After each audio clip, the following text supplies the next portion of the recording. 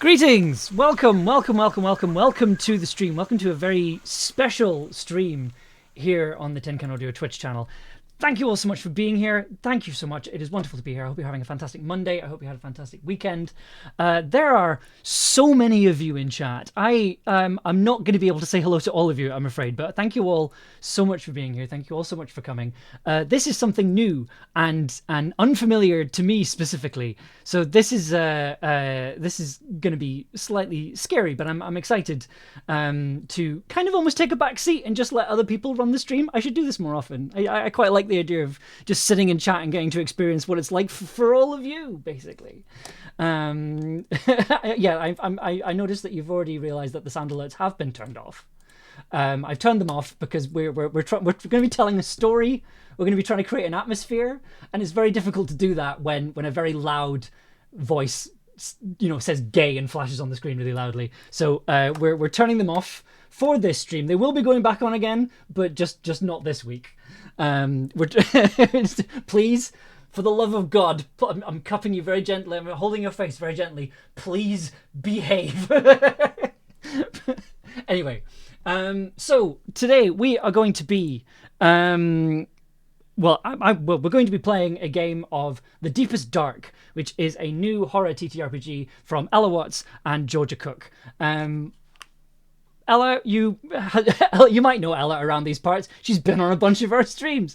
And Georgia is the co-creator of the fantastic Homewood Foundation. I'm going to just stick their stuff in the chat just now. So I'm going to... You won't be able to hear Ella, but I'm going to ask Ella how much money the crowdfunder is currently sitting at. So I can tell you how well it's doing and how close we are to hitting the first milestone, because I believe it was just under £1,000 when we Ella, you can just say it. I'll hear you. So we're currently sitting at £922. That's nearly £1,000, which would be a fantastic milestone considering this has only been going live for a couple of hours. So if you would like to support this amazing project, if you would like to get some perks like, a limited edition cassette tape by some musician who's doing a soundtrack for it, you can do that if you type in the command Deepest Dark. That's all there. We're going to be having actual play. We're going to be having TTRPGs. We're going to be having horror. We're going to be having caves. We're going to be having specific Ella Watts branded sadness and horror. And we're going to have all of that. But we're also going to be having live music and sound design, theoretically. We're going to see if that works. But for the time being, I'm going to pass you now over to Ella and our delightful players. Please show how much you appreciate them. Please make them feel very welcome. This is incredibly exciting for me and for everyone involved. And I'm gonna kick you on over and have a fantastic time. Hi, hello. Sorry, I was pulling a face because I was going to say how many cassette tapes were left. There are none left. You have sold them out in 2 hours. So I guess this is a good time to mention, if we get past our goal, then we'll be doing a stretch goal of more cassette tapes. So hopefully we'll reach our minimum funding goal of 5K. So as Amber said, I'm Ella Watts. My pronouns are she, her. I am a writer and for today's purposes, a game designer, TTRPG player. I also do some podcast stuff. We're going to ignore that today. I am joined by a group of incredible, gorgeous creatives, and as Amber said, we're crowdfunding a TTRPG zine called The Deepest Dark. It's inspired by games like The Quiet Year and 10 Candles, if you are a bit of a TTRPG nerd like me. And it's a GM-less turn-based game where each of us takes it in turns to both play our own characters, but also kind of describe the situation we're in. We play as scientists, activists, artists who have gone caving for a specific reason, looking for something in particular, but who were trapped by a cave-in and now have to venture down to try and find a way out. I describe it as a tragic horror, but I would say in terms of content, we're more on the tragic end, kind of a quiet sadness and unease, rather than kind of a horror slasher end of the spectrum.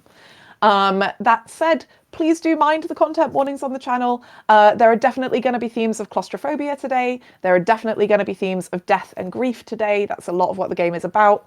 There may also be themes of things to do with suffocation, drowning, graphic injury, and bugs. If something is distressing you, do not watch the stream. There are so many other good streams on Twitch. Go away and have a nice day. Please only be here if you are enjoying being here, and if you are safe doing so.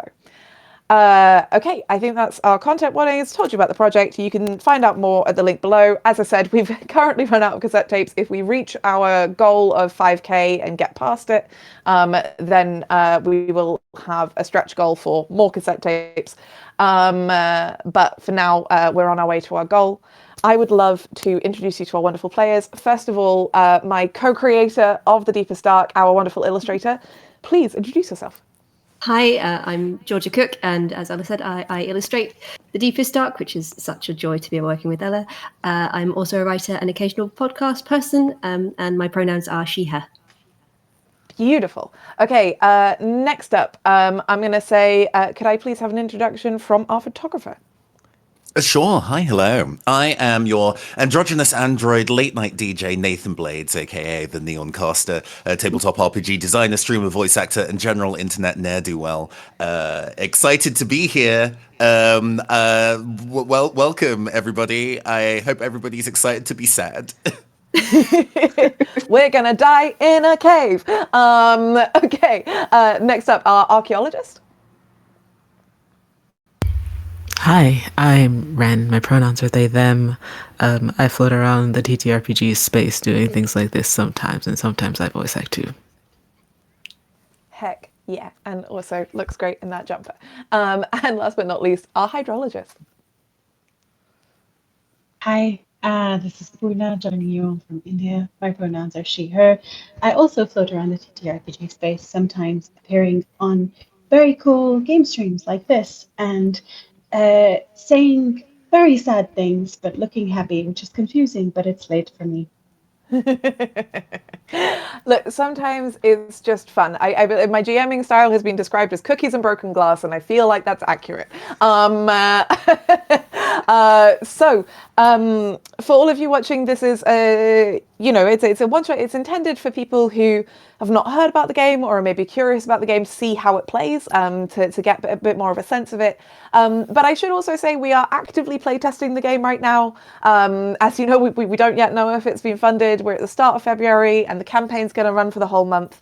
And during that time, I've been playtesting the game already, but we're going to keep on doing it, which means that we're essentially going to be kind of showing you a little bit behind the scenes here. There might be occasional moments where we have a bit of discussion as TTRPG players with each other of like, okay, is this clear? How does this work? Can I clarify, etc. That's part of the process. That's the intention. This is not the end product. This is kind of how we're going to get to the end product. That said, I'm now going to explain to both all of you, but also my lovely players, how this game works.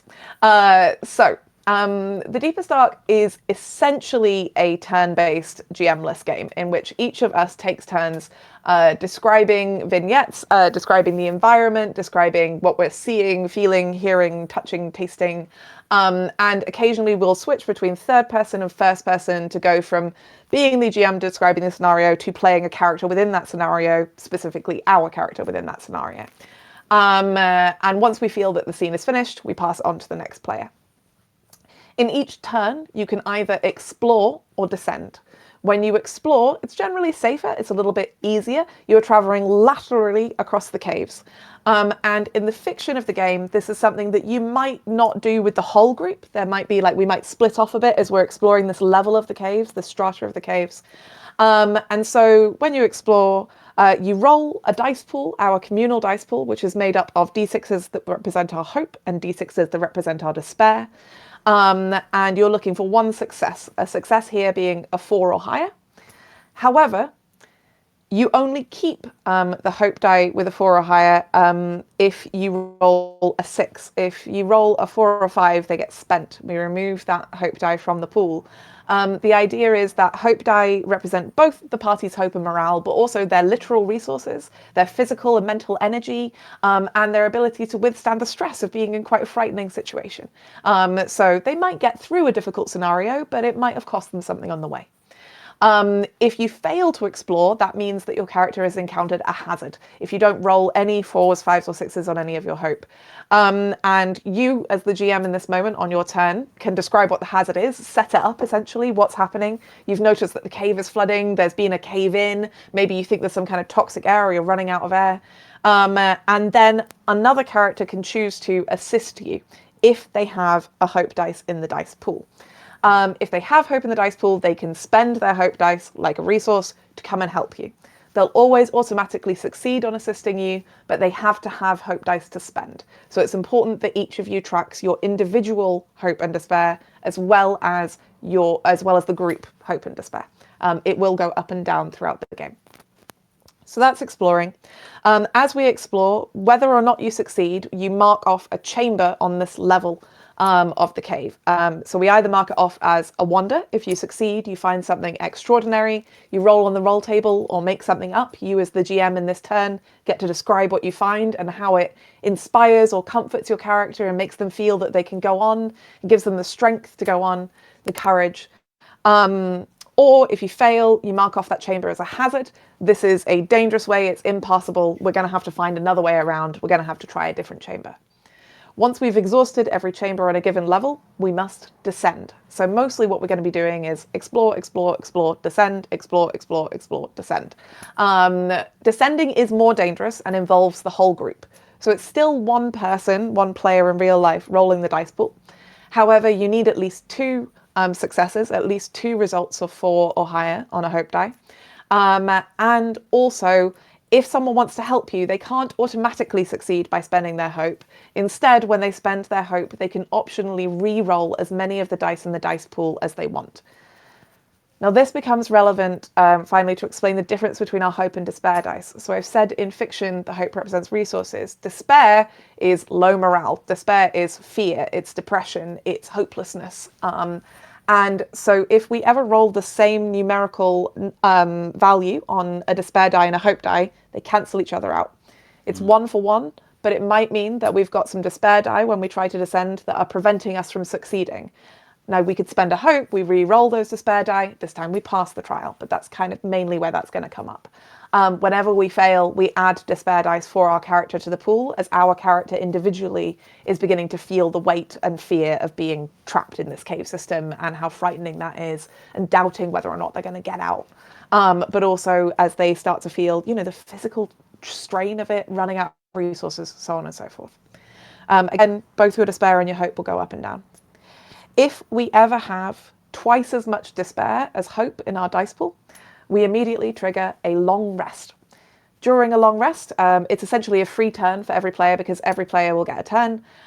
Each player can choose to either heal, in which case you confront your character's central question and narrate a vignette about how your character is emotionally, psychologically, maybe even physically confronting their central question. And then you can exchange one of your despair dice for one of your hope dice as you heal that stress. Or, if you would prefer, you can bond, which means that you invite one other player, one other character to a scene with your character, have a conversation, and at the end of that scene, you add a hope die to the dice pool, but you do not remove your despair. You might find that, especially at the beginning of the game, your character isn't in a place to heal yet. So they might have to start off with bonding and just chatting to other people. And then as they get further on, it might feel more appropriate to heal. That said, maybe just this first incident of us all getting stuck in a cave-in will be enough to confront them with some realities. If when you're narrating a healing moment, we as a group agree, including the person narrating the healing moment, that actually their character wasn't really addressing their central question. Maybe they were avoiding their central question. Maybe they were sort of leaning into the problem of their central question and not get a hope die at the end of the scene if we all agree that actually we think that character isn't really healing. They've not got there yet. That is something that we all agree on together. Last main thing to say is when we descend, we roll a d6 after successfully descending to see how many chambers there are on each level. We always succeed, which I'll go in a moment, but my players know that there isn't actually really a meaningful risk to their characters for a lot of this. And so we always succeed, we always go on. However, if we fail the roll, something terrible happens. The way that we get deeper is frightening and horrible. We get washed away, there's a flooded tunnel, we get injured, it's really bad, and it leaves us all extremely upset and stressed. That's the way that failure is reflected, rather than it being we literally just can't keep moving. It's that we all take despair dice, we're all feeling bad. We roll a d6 for the number of chambers on each level. Once we have explored twice as many chambers as there are players, so in this case 10 chambers, we hit our first threshold. This is the first opportunity for us to end the game. If this is the time that we think is the appropriate time to end the game, we end it there. Our second threshold is when we have explored as many strata, so as many layers of the cave, as there are players. So that'll be strata 5. When we reach strata 5, we reach our second threshold. And our third threshold is when we have explored twice as many strata as there are players. So in this case, 10th strata. This is designed so that people can choose the length of their game. I suspect we'll probably stop at the second threshold, but we'll see how we go. We might move really fast. We shouldn't, but we might. It's still play tested. Is that clear, my players? Do you have any questions? Sounds good to me. And there is obviously some bits and pieces that are best learnt by doing, so we'll get into it together. Heck yeah, wonderful. Only Georgia has played this game before because she has playtested it with me, and you were all the third group of people to play this game. And everyone watching, congrats. This is the first time that I've actually really shared it more publicly than with private playtesters, so let's hope it goes well. World premiere? A world premiere. Yes, exactly. All right, what we're going to do is, I think what I'd like us to do is introduce our characters. Because this is a stream, I think when I play the game, I quite like to introduce the characters in the first scene, which will make sense shortly. But I think because this is a stream and I want to ensure clarity and we want to talk about the behind the scenes of the game, we'll do that out of character before we begin play. So out of character, let's introduce our characters. The information I would love to know about your characters is their name and their pronouns, the class that they're playing, their gender, according to their class, the one that you picked, and their central question, their central struggle, which is underneath their healing prompt. So this time, let's start with Nathan, please. Sure, absolutely. So the character I will be playing on these two sessions is Temperance Richards, or just Perry for short. They, them. They are a photographer aiming to seek beauty above all else. And then it was going over the why am I here and my main question. Yes, please. Absolutely. Why am I exploring these caves? Well, I want to find something. I specialize in the beauty that's at the outer limits of human reach. Is the focus of my photography, going into deep ocean trenches and into dense forests that so few people have traveled, and capturing those moments and bringing them back. I've been to space, you know. But ultimately, what we'll be exploring here, the seeking beauty above else. What mars my beauty, and how do I conceal it? Is the big question we're asking here. My beauty has been marred by a tarnished reputation. There was a previous photography exhibition after taking maybe some bad advice. I went in a very edgy direction with it because that's what the people wanted, and really that just caused a very large kickback about that. I was cancelled on many different things, and this is now the apology tour for that horrendous photo exhibition. Oof. Oof. Exciting. I love it. Perfect. Okay, Wren, please could you introduce us to your character? I am Louise DaCosta. I am an archaeologist. I have always calloused hands and muddy boots. I like to get stuck into my work with sometimes little thought of anything else. I am always trying to learn and find something new. And so information about the past is truly my quest. And sometimes we need to get to the root and the bones of things to find out truth. So the central question is the So sorry, I misled you on where it was on the page. The healing Yeah. prompt is the healing prompt. The central question is your fear. Got you.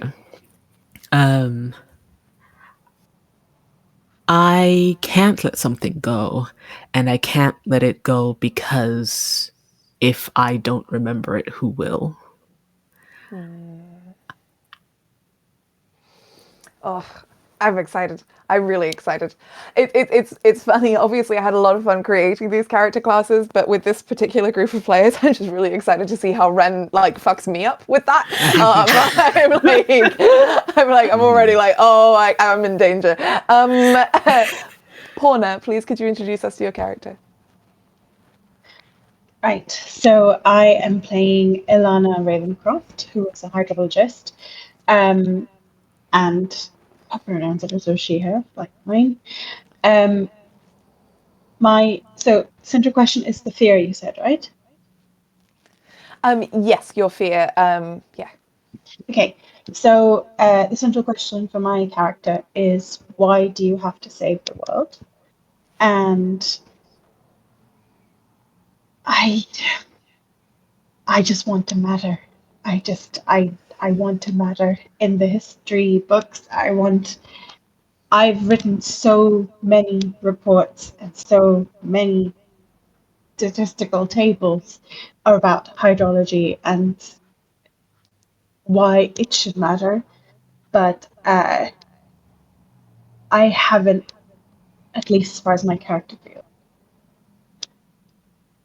proved to anyone or any organization or any person why I should matter.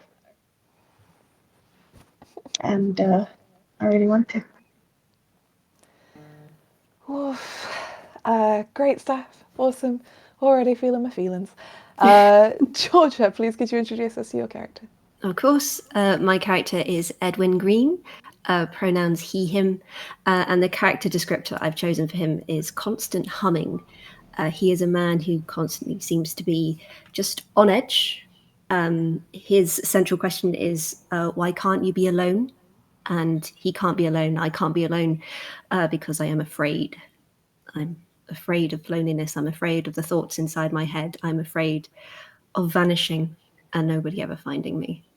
And the reason I'm down here in the caves is to find a particular kind of bug. It's a beetle that we've only ever found dead specimens of in higher up caves, and we believe they come from deeper down. And I have one dead specimen, and I want to find the rest because I don't think it should be alone. Oh man.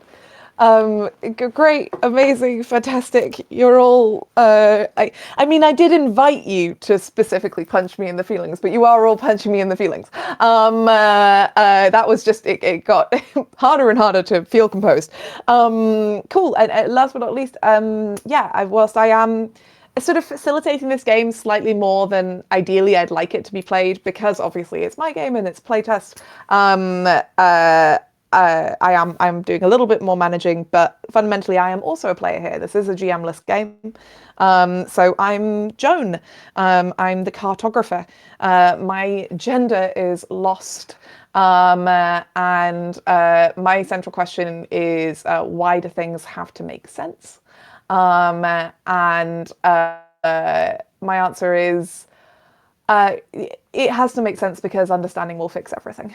If I can just figure out why everything has happened the way that it's happened and why things are the way they are, and if I can just have a perfect picture and be able to navigate the world and make it make sense, maybe I won't get lost again.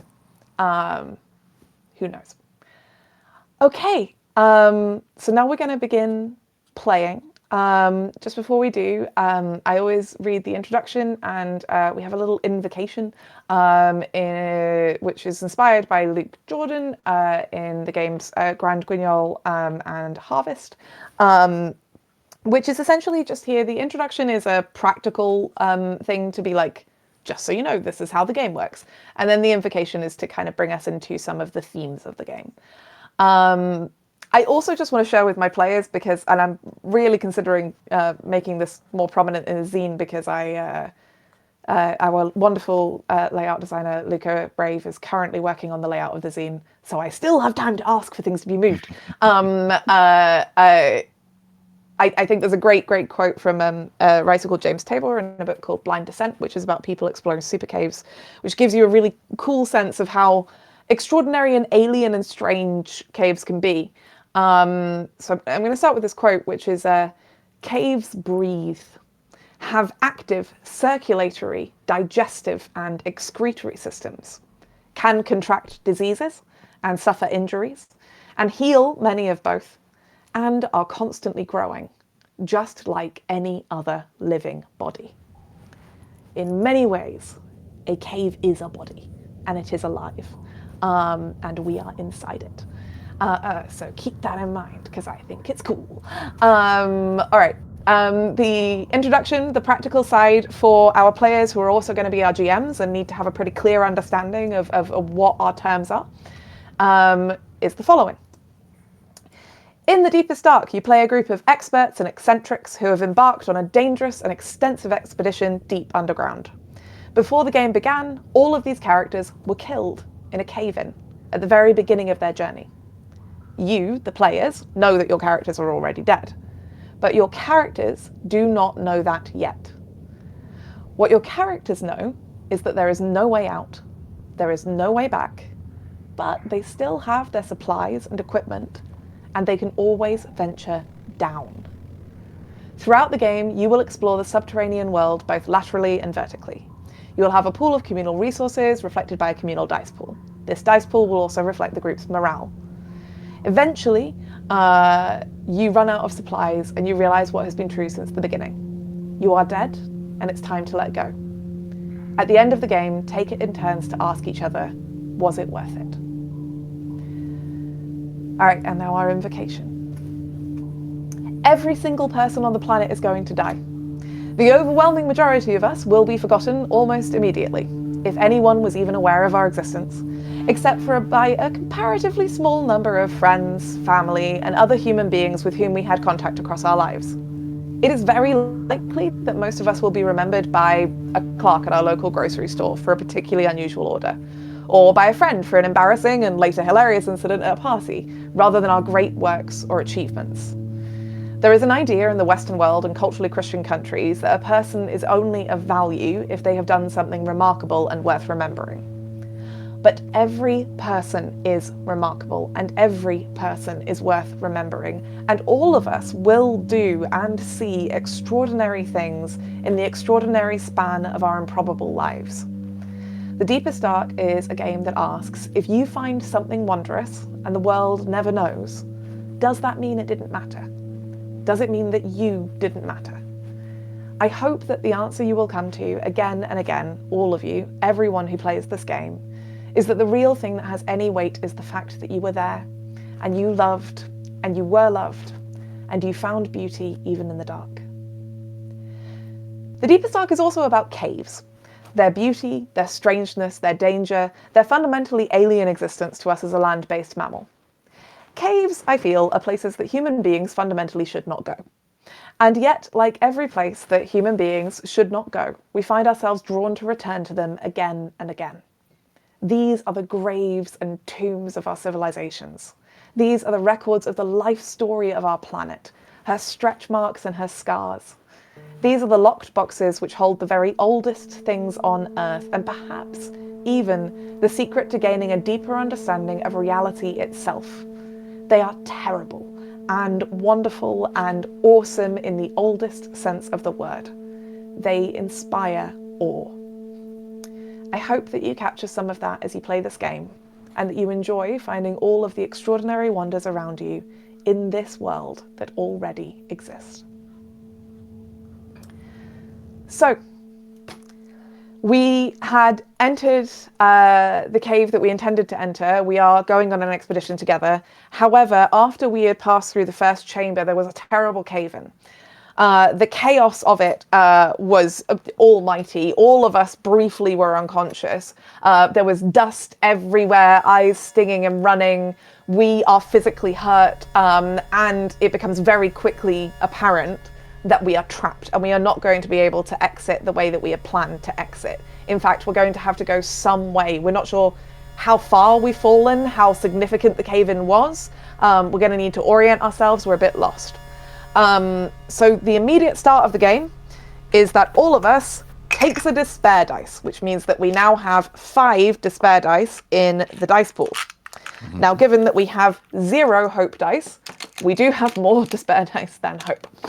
So we immediately trigger a long rest, which is to say, in fiction, we take a minute to gather our bearings and catch our breath. So what we're going to do is take it in turns to introduce our characters by either narrating a healing scene. Maybe there's something so shocking about this cave-in and how unexpectedly it interrupted our expedition that it's prompted a moment of reflection for our characters already. Or we can choose to request a bonding scene from another character, and our characters can sort of start to talk to each other as they take in their surroundings. I think that I'm going to start to demonstrate how this works with a healing scene for Joan, because I don't think he necessarily sticks to this thought. I think it's one that's going to take him a minute to really accept. But there is a moment where he sort of wakes up with this terrible blinding pain in the back of her skull, and she realizes that she physically is powerless. There is nothing she can do. She is going to do everything she can to find out where she is and what happened. But as of right now, I think for the first time in a very long time, she has absolutely no power over where she is, and she did not intend to be here. And he kind of gets up, brushes himself down. I think he's got quite a heavy, thick jumper on, big steel toe cap boots, all the rest of it. And just sort of takes that in, that this chamber we're in is completely alien and unexpected, and basks briefly in the wonder of the unknown and the unknowable. And I'll throw now to Nathan. Sure. Perry looks at the cave-in, having kind of, staggered dizzily to their feet alongside everybody else. They don't look visibly worse for wear, but that is mostly because the caving outfit they're wearing covers them largely from top to toe. Not mentioned previously, but the gender marker that I took for Perry was sleek and chrome. They are dressed in things that would be appropriate for caving, but they definitely look fashionable and custom, almost tech wear. The fact that they are wearing what looks to be mirror shades. You've not been able for the last the expedition prior to the cave-in was probably about an hour or so, an hour and a half, and you've not seen their eyes the entire time. They look back at this cave-in, hands on hips, with a grimace because putting hands on hips still hurts. So, how long do you think we should wait for somebody to start drilling on the other side to get us out? You're asking this of Joan? Yeah, we can ask you actually directly, since we've established you directly, and you're the cartographer, so you know layouts or what have you. Sure. Yeah. I mean, there's not really a meaningful way of knowing. We don't have any equipment to measure the depth or density of thickness of the stone here. I mean, we've got our torches, which is good. But I mean, perhaps Ilana, you're a hydrologist, aren't you? Perhaps are there any notable waterways here? Some way that we could get any kind of opening? Is the stone? I don't think this is a kind of stone that is easily eroded. No, it's not. But I can hear water already. I shouldn't be able to. Maybe it's not. And it's like you can see Alana's trying to remember the reports and to sound like she knows what she's doing in a practical setting, which is not necessarily untrue, but is not necessarily true. Anyway, so looks for her sort of clipboard with like little notes of, okay, so at this depth, this is what you should expect, and if something goes wrong, this is what you should expect. But like clipboard sort of crushed under some rock, and like the pages are sort of damp to the point where like they're not, you can't rescue them anymore. So no notes. Oh God. Well, let's not get distracted here. That's not quite what I asked. It's not so much about trying to find a different way out. I'm asking more how long we want to wait until the people that we told that we would be going caving go and look for us and start getting us out of said cave-in. We told them that this is at least a 2-week-long expedition. So at least 2 weeks, and this is not any kind of place to stay for 2 weeks. We're not going to get any phone signal or radio signal through this rock. You see Perry kind of like tap their tongue against their teeth. They have a tongue piercing, makes a very subtle like metal clacking sound as they're like, it's either they're thinking or it's an annoyance, hard to tell with their eyes obscured. 2 weeks, huh? I was hoping it would be shorter than that. Did everybody else know it would be 2 weeks? Am I the only person who wasn't aware it would be this long?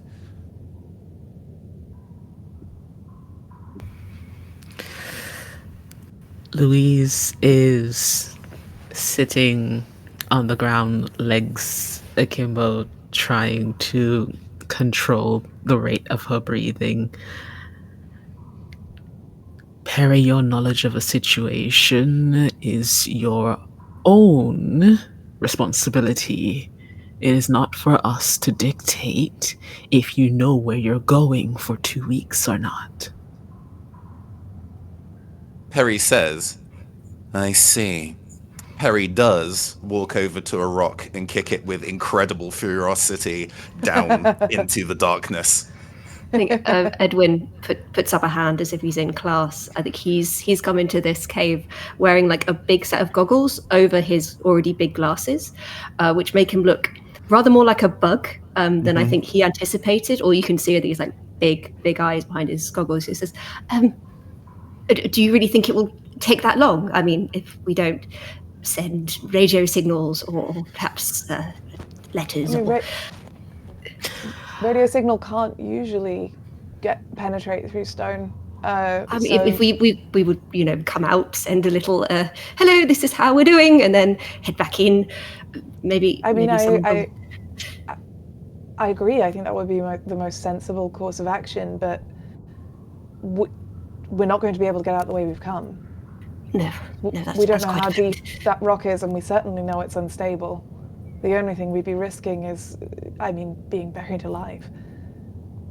I mean, Alana, you said you heard water. Perhaps if we find the water, we find the source of the water. This is exactly what I was thinking. Exactly. Yes. Can we, and sort of, I don't know, just out of game. Do we then move towards the first chamber? Oh, Yes, in terms of like tagging around, for sure. Yeah. So I think we've set up a couple of really nice things here, and I really like how this scene progressed. I'm going to say that mechanically, we do need to deal with our 4 despair, 1 hope problem. However, I think it's going to make a lot of sense that when we do move forward, either Alana or honestly, I think Perry also, both of you are kind of making moves to leave this room and go somewhere else, right? Whichever way round we do it as we go around the circle. But just before I think from my perspective of like passing, if we're kind of setting up an individual scene each to kind of wrap up my side of things before I pass the narrative on, in Alana suggesting like, oh, we should be following a river. Perry, calmly, at least as calmly as their body puts under control, sits crisscross applesauce on the floor. I'm going to need a very good reason as to why we're going to be moving away from here, further away from the exit. Nice. I like it. Thank you, Nathan. That was technically speaking, mechanically speaking, it was a bonding scene. There is a note about this in the game, which is that bonding doesn't necessarily have to be good for all parties involved. It's cathartic for the person who's doing it, i.e. they get to express their emotions somehow. In this case, Perry gets to say they're really frustrated and they think we should be not leaving this room. It doesn't necessarily mean that that feeling is reciprocated. Maybe sometimes it will be, but not always. But what this means for you mechanically, Nathan, is that you now have 1 hope and 1 despair. Okay, so going around the circle to resolve our long rest first, we've got, we're either healing or bonding to deal with the despair that we've all just taken because we've all just been quite shaken by this big cave-in. So Wren, you're next. You can either heal, which means turning one of your despair dice into a hope dice, or you can bond, which means having a scene with another character and gaining a hope dice as well as your despair dice. So either replace it or get 2, but one of them is bad. Hey, I think I will try to... I think I'll try to heal.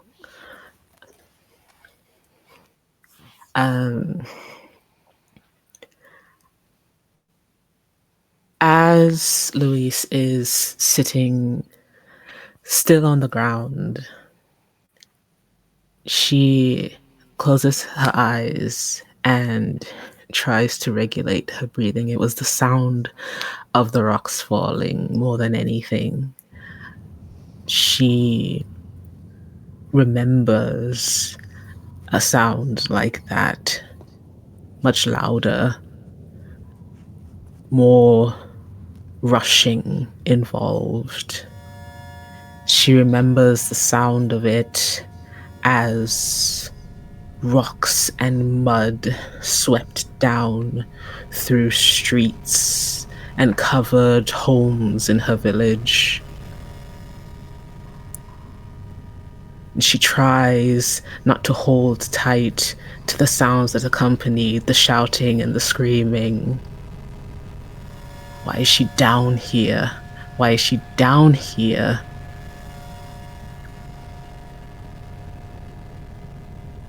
But there is so much lost beneath earth. There is so much unrecoverable. And if she can find something, if she can rescue something, then it will be worth it. Maybe. So I adore that. But I think there was a really interesting moment where at the end your bonding prompt is let them go. And I think that at first I think there was a moment maybe where you could have noticed that even though this was similar, like this time there wasn't screaming, this time people were okay. But I think when you return to that thing of like, no, I've got to be able to find something. I've got to be able to find something and rescue it, and then things will be okay. I'm not sure I would say that's letting go. So this is a thing we decide as a group. It's not a thing we impose on you. Do you think that Louise is letting go yet, or do you think she's still kind of holding on to that grief and that trauma that's motivating her? This is a question for Wren, but also anyone else can chip in if they want to. Well, I mean, I guess I was going to let Wren take the lead on it. Apologies, but it's like I suppose it makes sense for it to be a hard fought thing. It's just to double check mechanically. If you do a healing scene and it resolves that we're not healing, what happens? Is there a mechanical benefit still, or? No, so essentially, like narratively, we learn more about your character, but mechanically, the despair remains. You are unable to turn the despair into hope. Gotcha. The idea is that like we're all GMs and we're all also players, and the idea is that if we, as GMs and players, feel that the story we're telling about our character can't be forced to answer this question yet, it should not be forced to answer this question yet. So it's not like a punishment or a failing, it's more like the natural pace of the character's development. Sometimes we might narrate the scene and be like, yeah, I think it makes sense that in this moment, you know, they take a bit of hope or whatever. Sometimes we might narrate it and be like, actually, I think they need this a bit longer. I think they can't let go yet, like, you know, whatever it might be. But again, this is why it's the consent of the group and not something that one person imposes on anyone else. If we agree that we do think that Louise is letting go, by focusing on the archaeology of other people rather than the trauma of her home, I think that would be like a fair reason. So it's like basically Ella, have put a vote in like, ooh, that sounded to me like if it was my character, that would mean that she was not letting go. But is that what we feel as a group? Is that what Wren, you feel? Or do we feel actually like, no, we do think that she's thinking about something else here?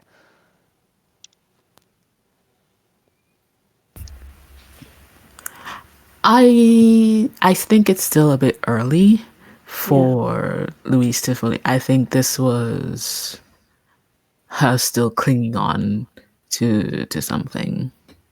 Yeah, Okay. I feel that. I feel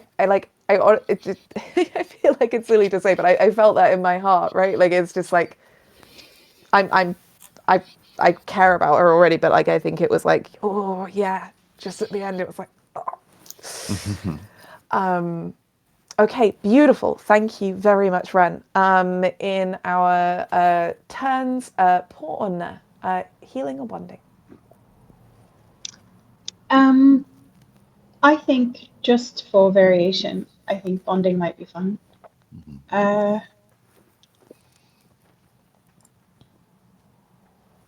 Edwin, would you like to bond? Absolutely. Let us be friends.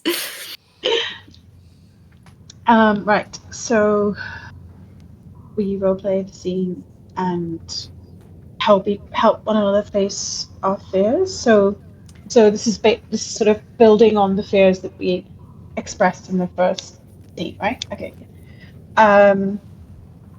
Okay. So right. So I feel like, I mean, feel free to jump in, but I feel like because Edwin's character was sort of jumping on the idea that let's find this river, let's find the water where it's flowing. We might be sort of attempting to hobble in the same direction together, and I don't know how you're feeling, but I feel like Alana's in the phase of healing where you're sort of like sorry, not healing, but in the phase of injury where adrenaline is driving you, so you're like you're vaguely aware that something has happened, but you're just moving forward through sheer force of will. It's going to hit you eventually, And but not just yet. yeah, and I think also there's a bit of that adrenaline rush, but also I think now that Alana's been asked questions like that require her to tap into her expertise, i.e., sitting in an office and typing up reports and then asking other people for numbers to crunch, arguably and this is something that she did because, and she's sort of like muttering out loud to you because she's like in an anxiety spiral. So she's sort of like, I mean, I don't. I mean, yes, of course we should follow the water. That's always what we're taught. I mean, yes, we should follow the water. But you know what? Where is where is it? I can't. I can hear it. I can hear it. I can hear it. But I can't. I can't see it. And that clipboard also had some notes that I made for my wedding. And and I'm gonna forget because it's next month. And it's just so soon. But and then it's you'll, just you'll so put a far. hand on her arm, and it's gloved. You kind of get the impression that beneath it is probably usually very sweaty, but it's clearly shaking at the moment. And he looks at her and he tries to smile, although the rest of him is also kind of on the verge of. He's, well, I'm trying to think of it like this: we're all together, and none of us is, badly hurt. So things are looking up. Yeah, you're right. Glass half full. Hydrology. Glass half full. Yes, It's oh my goodness. Oh, and but we'll make it you out. seem very calm. Oh, yeah, I'm fine. I'm excellent. I'm with you, and you're with me, and we're with each other, and that's what counts, right? Sure. I have to say though, in terms of the safety aspects of any of the reports that I contributed to, I have to say togetherness was not necessarily mentioned as a key performance indicator. I don't know. Maybe we should just.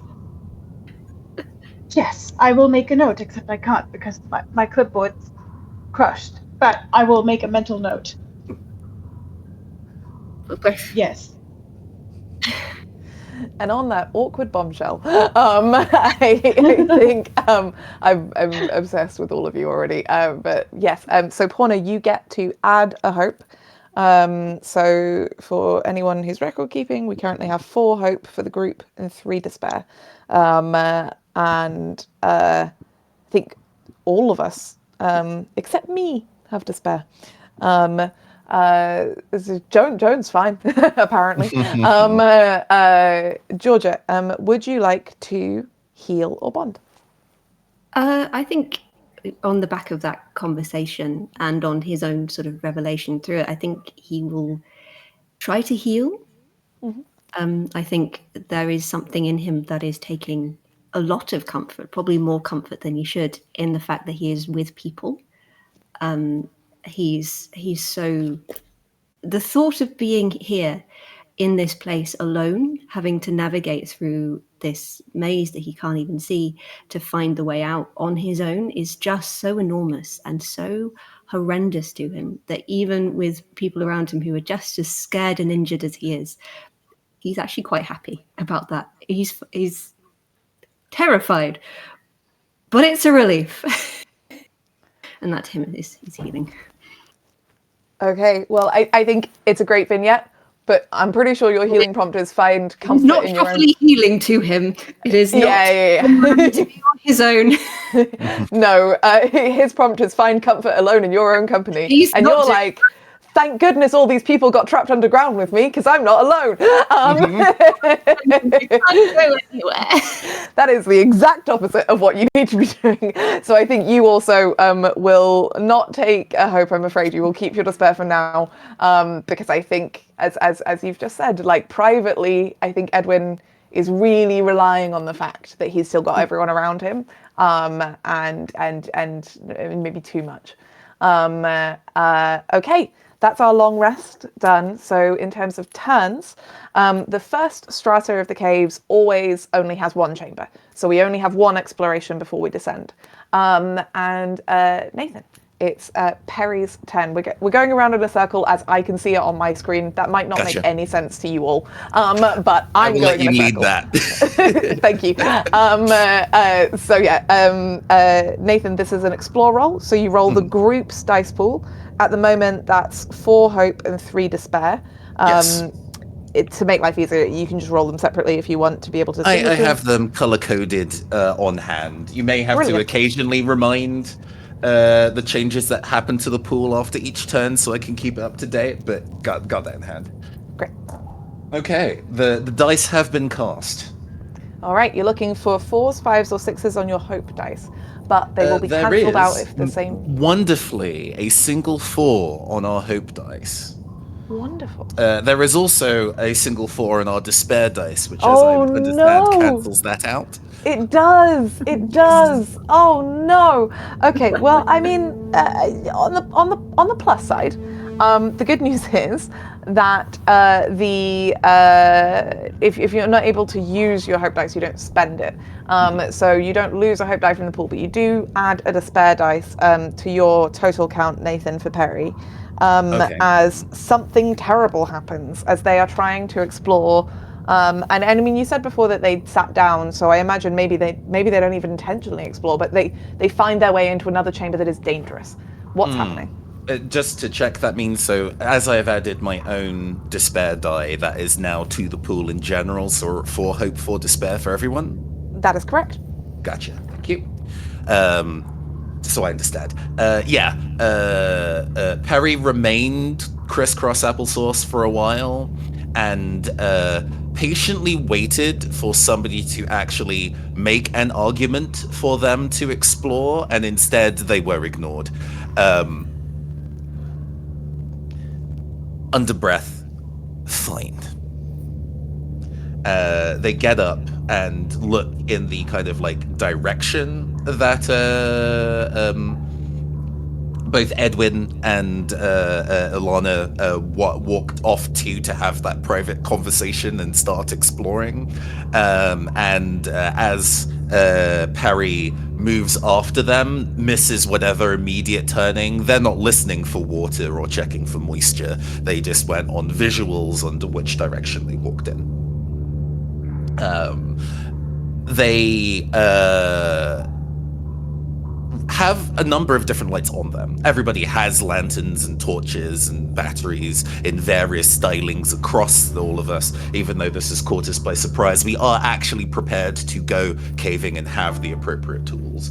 On top of that, Perry happens to have a number of strobe-specific lights for their photography, which they may or may not use, but for now it's just a pen light down the corridor, but it's not giving a wide enough spread, so they're holding their hand to the wall to try and feel along the cave wall, and then there is a sharp pain in a hand, to which they pull away and see that the glove that they're wearing is torn. It's not bleeding heavily, but there is a scrape down the palm with a turn of the light towards the wall. It is festooned in very, very pretty, like deep red, almost wine red crystals, all along the wall and spidering into the ceiling like it's fractalizing out, but it is incredibly sharp.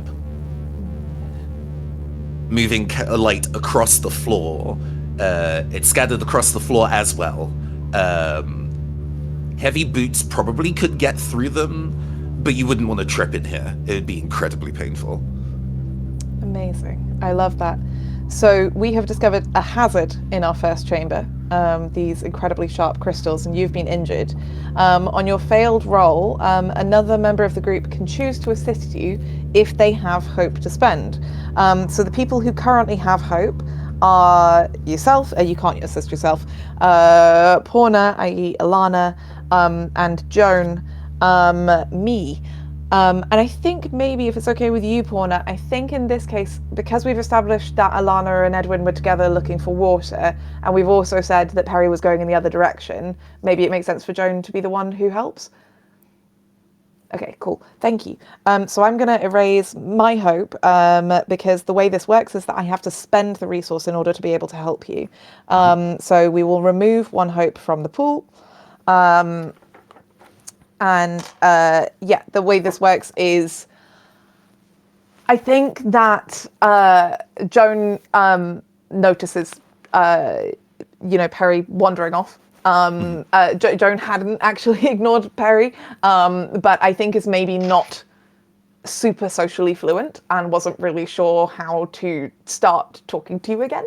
But sort of follows behind you out of just general, like, we should be safe, it's a bit buddy system in a cave. And so when he sees that you've hurt your hand,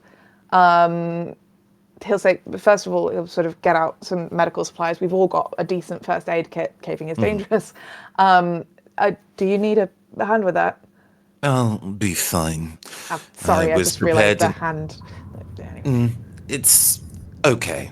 I tend to bring spares of this particular brand, and they remove the glove, put it into one of the various pockets on their techwear, like caving suit, pull out an identical glove that's not torn, and put it back on. They don't dress the bandage, but that's not important. Yeah, no, yeah, and of course, I think, Joan is not a person who cares that much about beauty necessarily, and so is much more concerned about your hand, and is like, sorry, I mean, with obviously respect, your hand, there are tendons in your palm.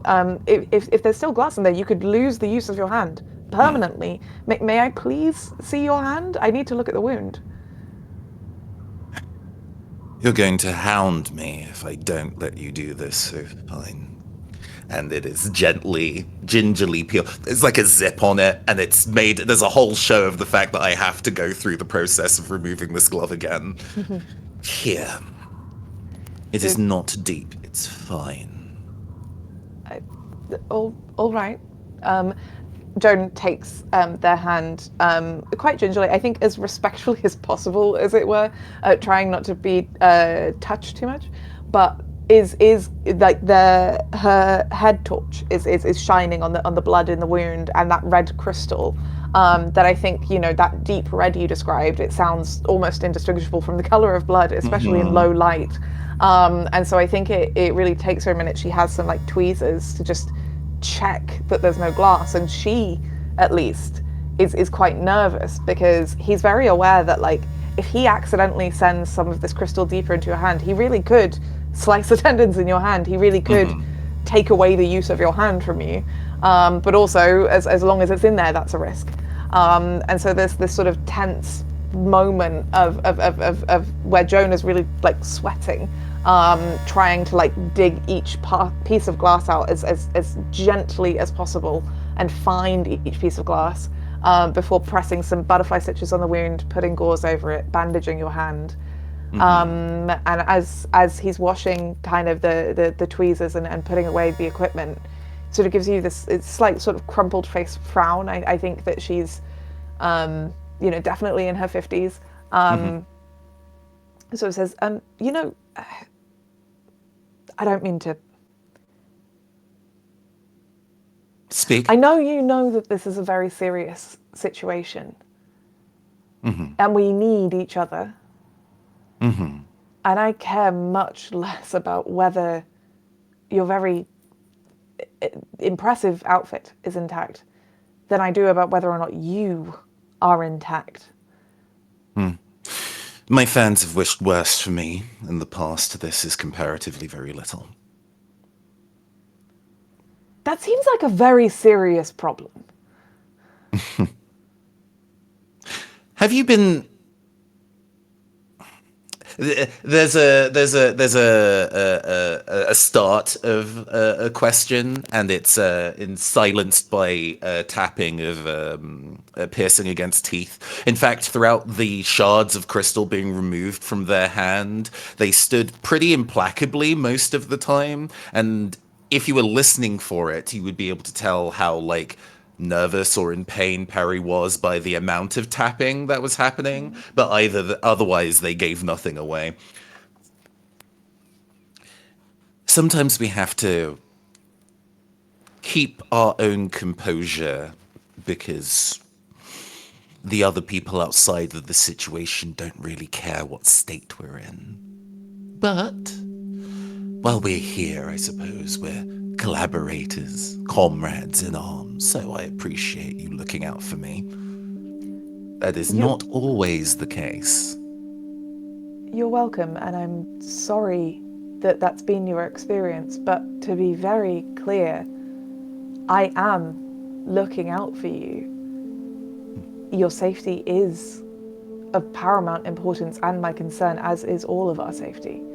And I hope and have no choice but to expect that you will do the same for all of us. You can't tell if they're looking at you. I'm glad one of us is.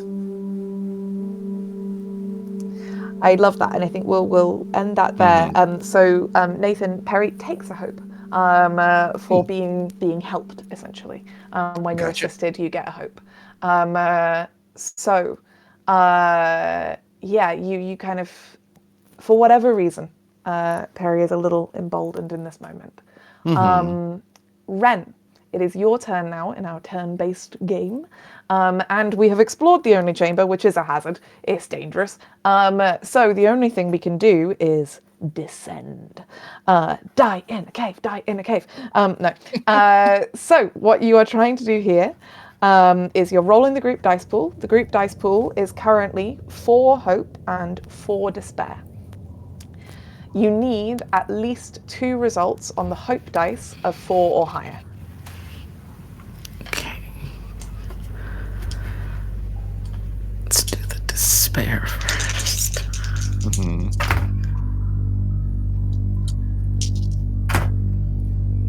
Okay. Don't know how I feel about that expression. Well,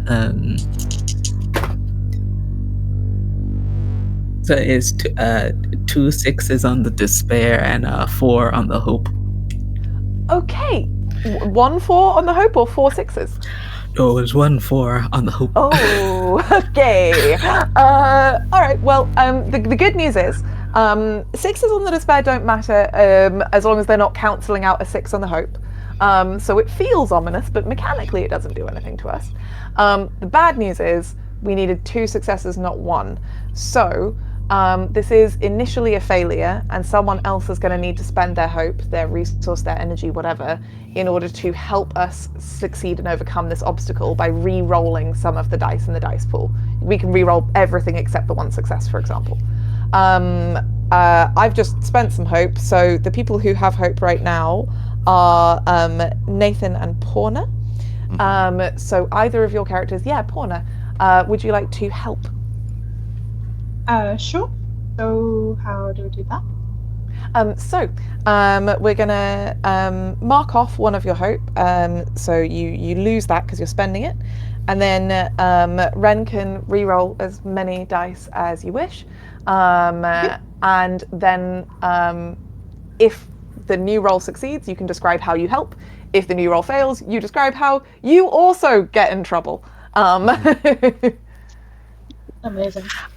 I should have forewarned. Sometimes my dice rolls are very much, they pitch back and forth. It's either very good or very bad. Honestly, Wren, babe, I want you all to die in this cave. So, like, that's great for me.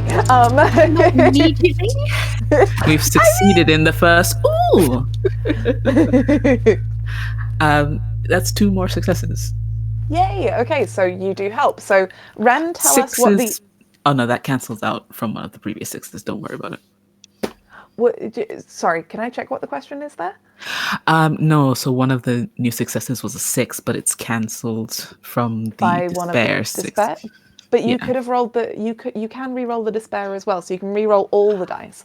The reason you can is to get rid of the despair cancelling stuff out. So if you want to re-roll the despair to make sure they don't cancel out, you can do that. Yeah, I'll re-roll the 2 6s that were... Because the other ones were like a 3 and a 1, so they don't matter when there's still a 6 there. Oh, gosh darn it. Okay, but we've still got 2 successes, is that right? Yes. Great. So we've got 1 cancelled, 2 successes, and the 2 successes, are they 4s or 5s? 2 4s. Okay, so those will be spent from the group dice pool. Let's see, where is our hope? Okay, that's fine. We'll figure it out. Poorna, Wren, describe like what obstacle Louise comes up against as she's trying to descend, and then Poorna can come in and explain how Alana helps Louise overcome that obstacle. As Louise is trying to descend, I think there are uneven steps in the rock, and so as she is going down, where some of the cave water has gone in between and created crevices, her foot slips down through one of these crevices and she begins to slide uncontrolled down, essentially kind of careening off of a path that she was trying to get to.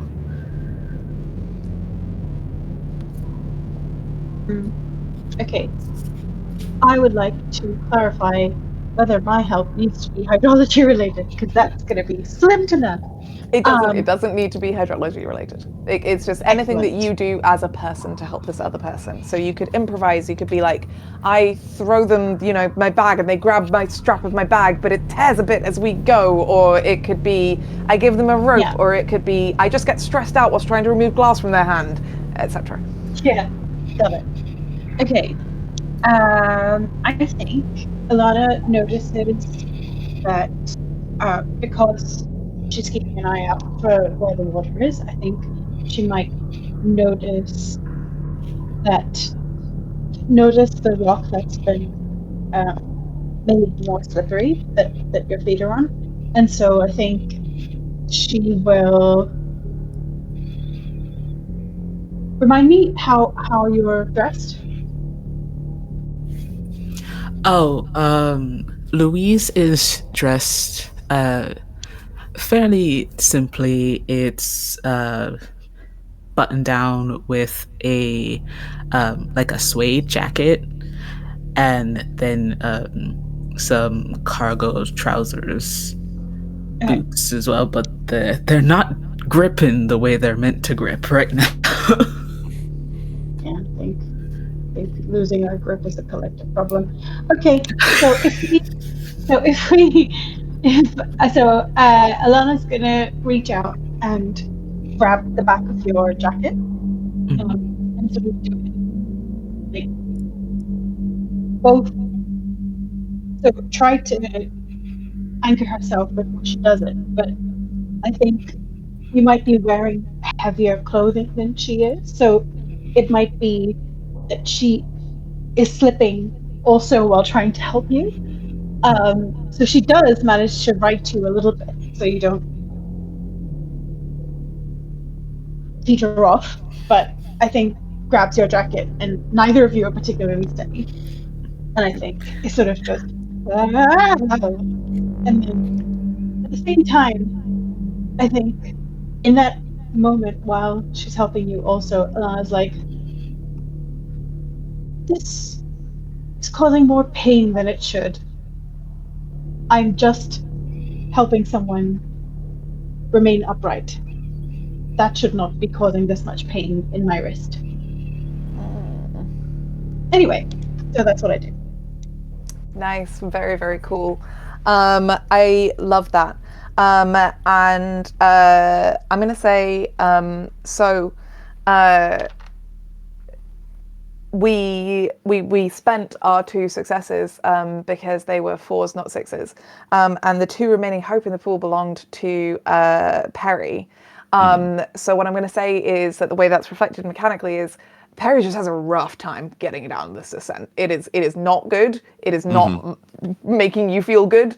It sucks. It's wet. It's sticky. Maybe something about your suit, like something, maybe one of those crystals ripped something in your suit somewhere, and the really cool like way it was waterproof just hasn't been working the way it should, and you're getting mud on your skin.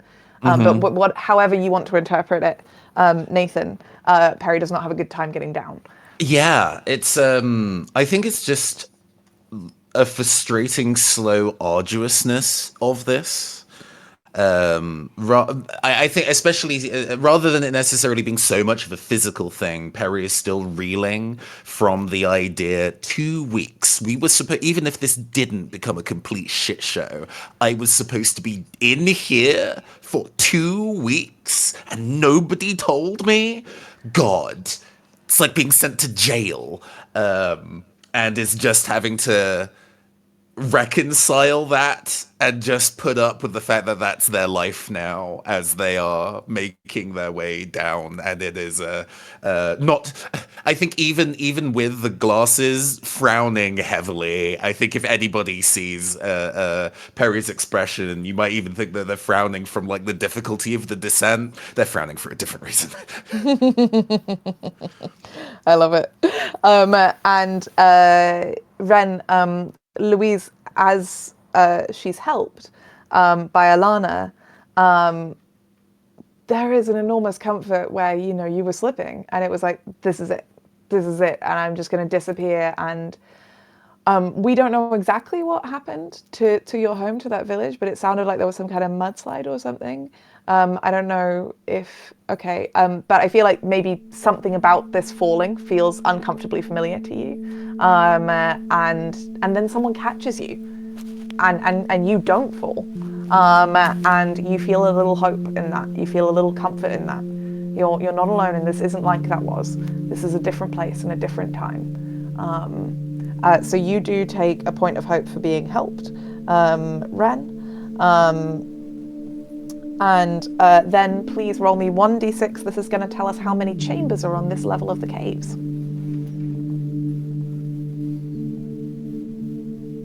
6.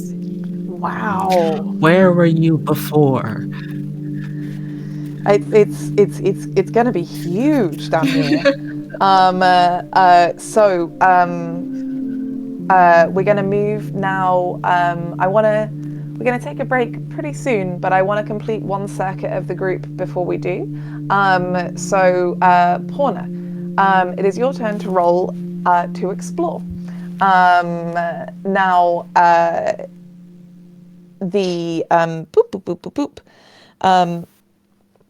we're actually on pretty low hope right now.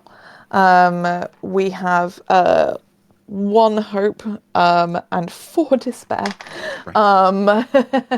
So before we can explore, we're going to need to long rest. And this doesn't have to be, I know it's called a long rest. It can be relatively brief as we're kind of moving through the caves. This is essentially a chance for us to chat to each other in character as well as anything else. But Poorna will start us off with Alana. Would you like to heal or bond? I would like to heal, please. So given that we've done, we've gone through 1 chamber and we've done 1 descent, does healing look any different? No, it's always the same. It's always the way it looks different is that as your character progresses and grows. So, you have to save the world because you want to matter. Do you think that Ilana is feeling any differently about that now, or not? I think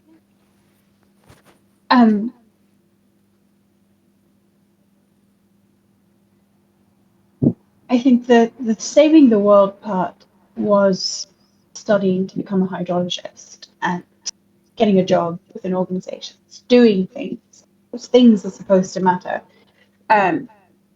But for Alana personally, I think it was that after a while, it did just seem like adding your name to a page and just putting your name on a report that possibly 5 people might read if it's relevant to them. And I think that was where she started to feel like she wanted to get some practical experience. And so she finds herself in this situation. And I think here in this situation, again, I think initially she was panicking because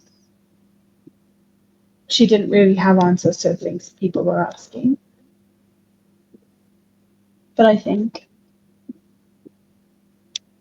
absurdly, having nothing to do with anything she's trained for or anything else, she helped Louise. I don't think Alana would go so far as to say even in her own mind that saved Louise's life, but I think helped not another person not be gravely injured. And I think that sort of helps Alana feel like maybe it doesn't have to be one big thing. Maybe I don't have to have a cape. Maybe I don't have to have someone write songs about me for it to matter. Maybe I can do something like lend a hand to someone so that they don't spend months in physiotherapy. Would be nice. I think that is beautiful, and given that your healing prompt is accept that you're worth something even if you fail, I think you definitely are on that path. So you'll remove a despair and add a hope, which I will reflect in my own bookkeeping. Wonderful. Georgia, Edwin, would you like to heal or bond? I think Edwin will bond. I think he'll have seen Perry struggling on their way downward, and he kind of wanders over a little sheepishly. He'll say, "That was rather a climb, wasn't it? Are you okay?" You see Perry doing like stretches, like somebody who has sat in a chair for a very long time and is aching and is now trying to get the kinks back out after being pretzeled for a while, as they are like leaning and stretching the lower vertebrae. I'm fine. I'm fine. About to say my back hurts a bit. Doesn't. But what about you? Oh, I'm I'm rather rather cushioned with all of my accoutrements, as they say. I've got my. I notice we're both glasses wearers. The cave light, just ambiently, somebody's lantern catches both of our glasses at the same time, and there's a ching. Yeah. Yes, well, I had considered taking the spelunking gear that was a bit more padded, but it didn't. Looks away, like physically looks away, not even glances away. It didn't suit my figure. Oh, well, if you ever wanted anything slightly more padded, we could always trade, or I could lend. No. Okay. If you want to be a hand, could you please describe the beetle again? The beetle. Oh, of course.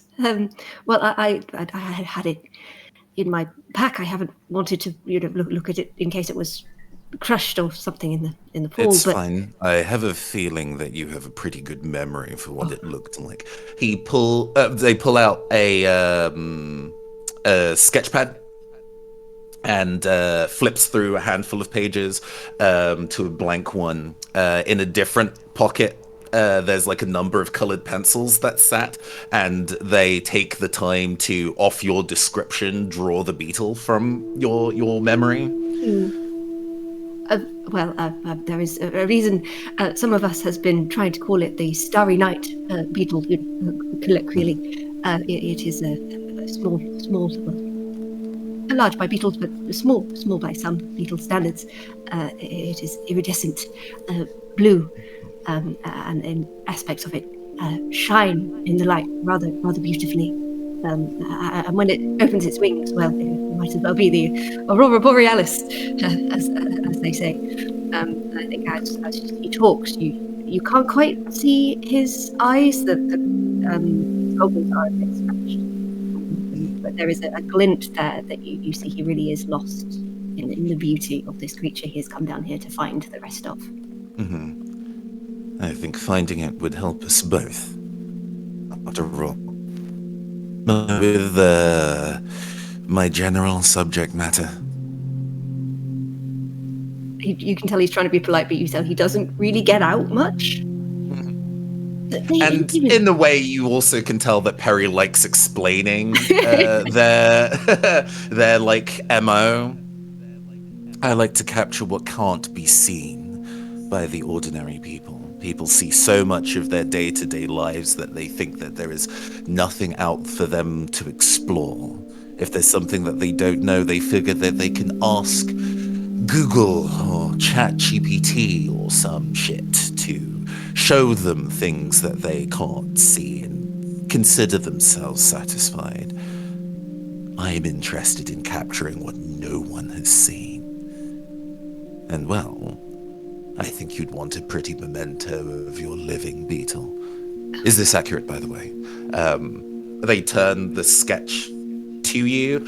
It is pretty pitch perfect to what you have described verbally, but there is something inorganic about this creature, like it was made from living mercury. It is a synthetic jewel of a thing. Beautiful but lifeless.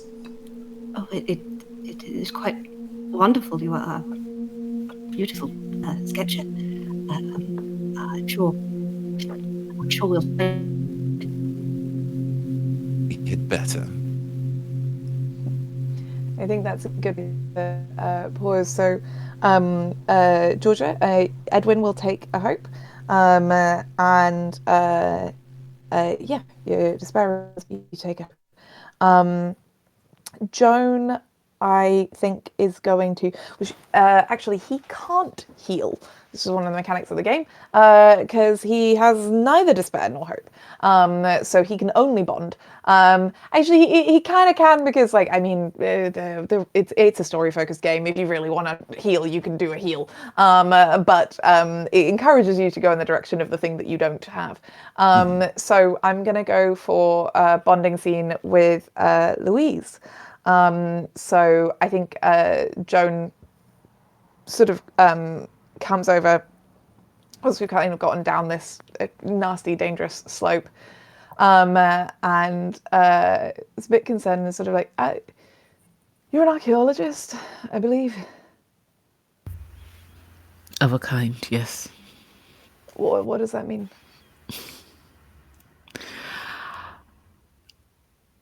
I am formally trained, but I tend to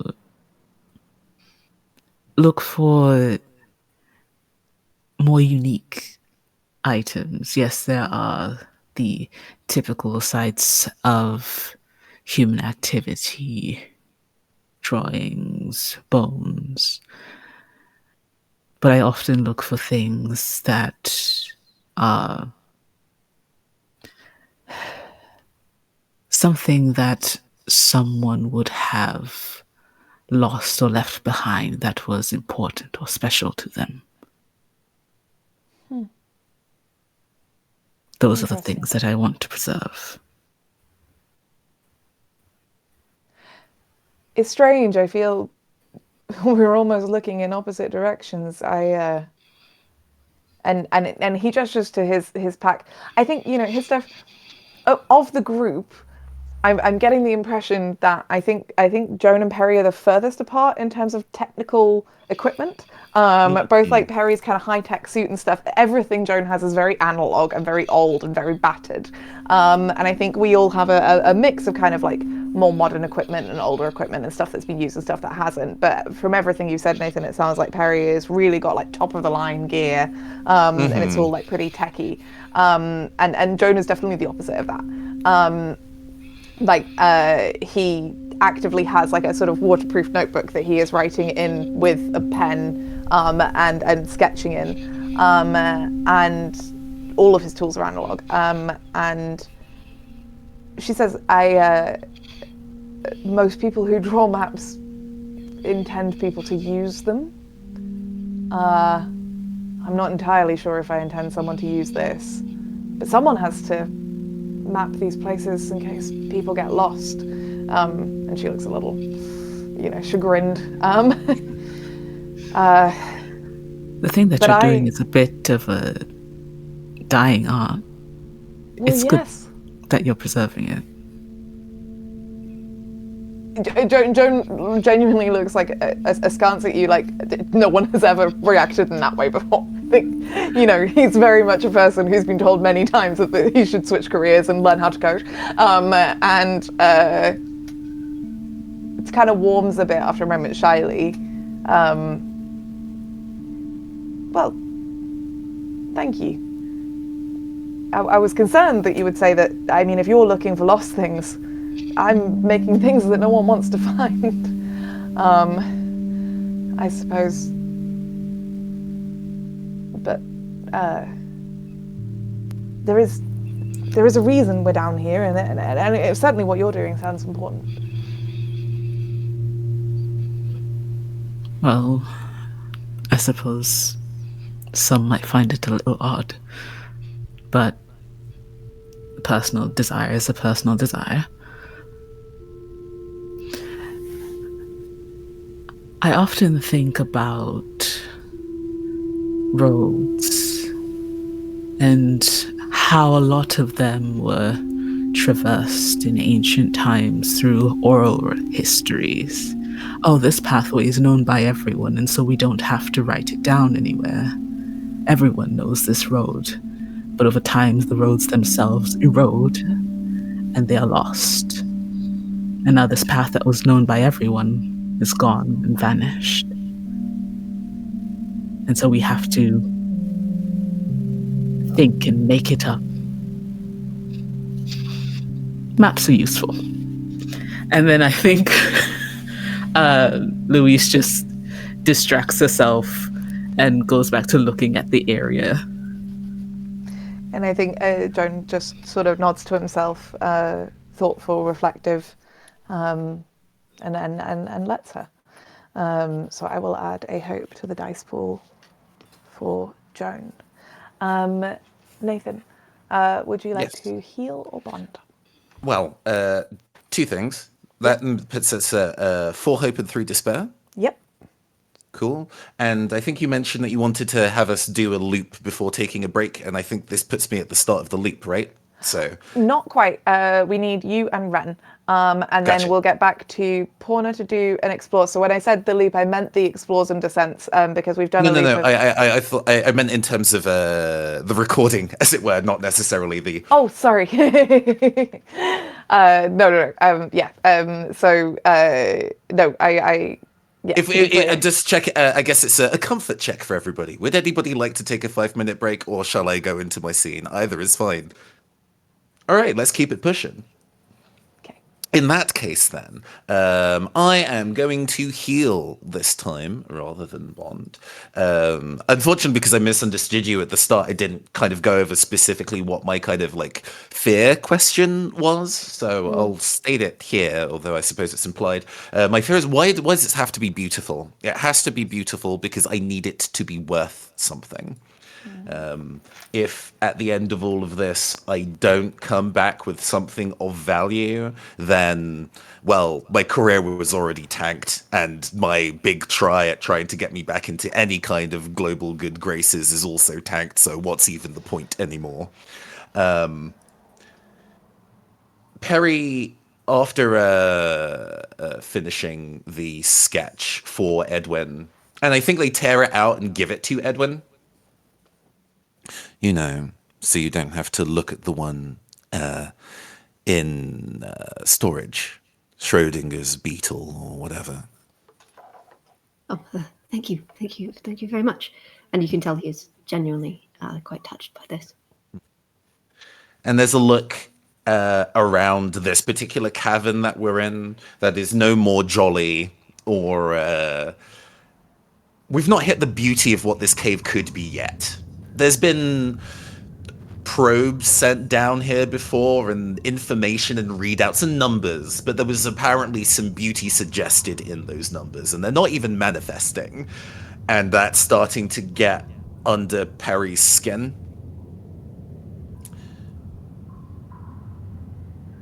And after being quiet for quite a while and contemplating, I won't yell, Perry yells, "This sucks. This sucks so much. I am already tired of being here. Why do I have to be here? I could be doing anything else." There was 2 fucking weeks. I had some bills that needed to be paid next week, and I am not going to be there to pay them. And we're going to be in deep shit about that, aren't we? God fucking damn it.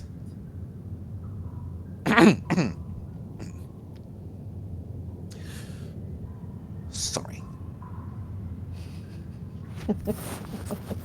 And I think, first of all, given that your healing prompt is let your guard down, put down the facade, you definitely succeed in that. So we will remove a despair and add a hope for you. But also, I think, we're in such a close, small environment that is also incredibly echoey. There's a lot of hard surfaces. So we all hear that kind of like resounding around the chambers. And it hangs in the air even a moment after you said sorry. Like the sorry echoes on its own, but feels damp and insincere compared to the rest of it. Yeah, for sure. Wren, would you like to heal or bond? I think I will try to bond. And I think because Perry just did a nice little scream, Louise is going to mosey on over there.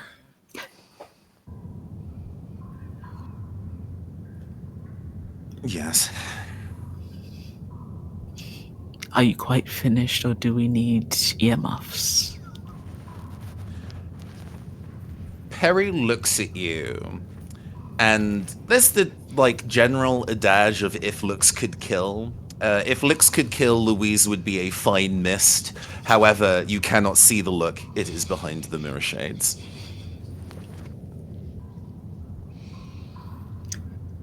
I've heard of you. Rather, maybe not you, the persona. The exhibition. Yes. quite quite quite a bit of a scandal you got yourself into. But I'm not here for that, as we are here together. Fortunately or unfortunately, I am sorry for what you went through. No. And you do get the dry chuckle.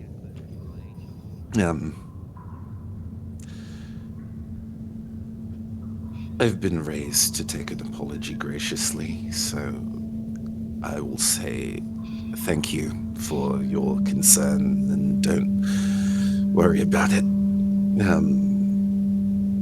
It is It's not that difficult your to opinion matters. Your opinion does matter. I appreciate the sentiment. It's just, what do they call it? The Vox Populi? voice of the people. It is just difficult to have your life made a spectacle. It's difficult to take somebody's advice and be punished for it. But, you know, I suppose this is karma, right? What did you do to get punished so bad?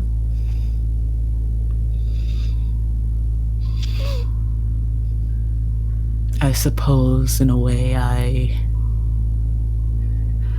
not being punished. Maybe this is just life catching up.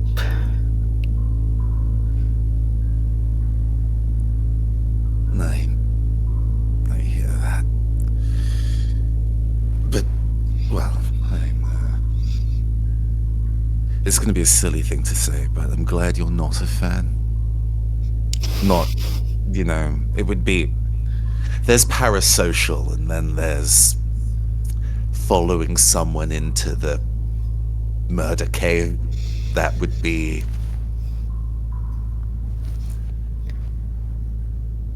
I don't think I'd follow you farther than 5 footsteps into a murder cave. Good advice. I think that's a good place to take it. So Wren, you take a hope. We add a hope to the pool. We've finished our long rest. And speaking of resting, I'm going to give our lovely players a little break because it is late already. Their break, that is. It's also late at night for us in the UK and especially for Poorna. So we're just going to take a quick 10-minute break. We're going to pop off the stream. We'll come back in 10 minutes time. We'll then play on for another half hour. And we'll be back on Wednesday at the same time to finish this story. Thank you very much for watching, and we'll be back soon. See you soon. Hello, everybody. So now you're going to chat to me for 10 minutes while these delightful players go get a rest. Players, if you would like to hang around on the stream, you're very, very welcome to. Otherwise, if you hop on over into the other Discord room just to make sure we don't catch you, we don't hear you, and it means you can have as many private conversations as you like, and it means you won't be away, you won't be caught on the stream. See you back in about 10 minutes. How is everybody doing? How is everybody doing the stream? Oh, thank you very much. A jelly bean break for me. That's very kind. Thank you very much. How's everybody doing? And hydrate or dehydrate. Thank you. Very important. I'm glad people are enjoying it. I'm glad people are having fun. I am having a fantastic time. See, normally, when I have a jelly bean, I'll play some music or I'll play some audio. So, normally I'm able to talk over this. You have so many wets. Yeah. Nicholas Blackwood, welcome. Hello, Amber. First time here and I'm hooked. I'm glad to hear that. We don't like this is a new thing for us, and I'm glad that it is. I'm glad that it is working. I'm having a lot of fun with this. I did have a slight error. I don't know if anyone caught it, but so I've got all the cave sounds recorded onto some tape, onto Delia. I recorded them onto reel-to-reel tape because then we can play around with like the speed, the play speed, which is great fun. However, as I was rewinding it at one point, the tape unspooled. So I was trying to fix it in. But then, of course, I was like, I have no idea if I'm still on this sound. So I had to delicately try and find my way back and find it. But it all worked out. The fact that nobody noticed and it didn't seem to impact the story means that we got away with it. But yeah. I am having a lot of fun.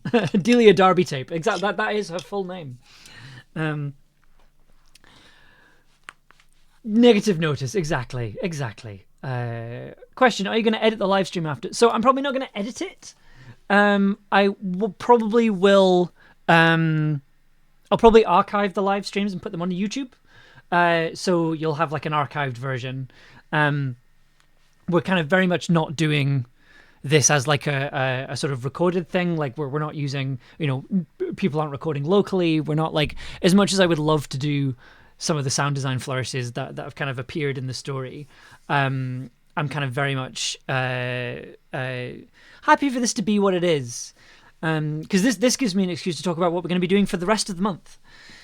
So on Wednesday we'll be doing more of this. We'll be continuing the story. We're going to be playing for a little bit longer tonight though.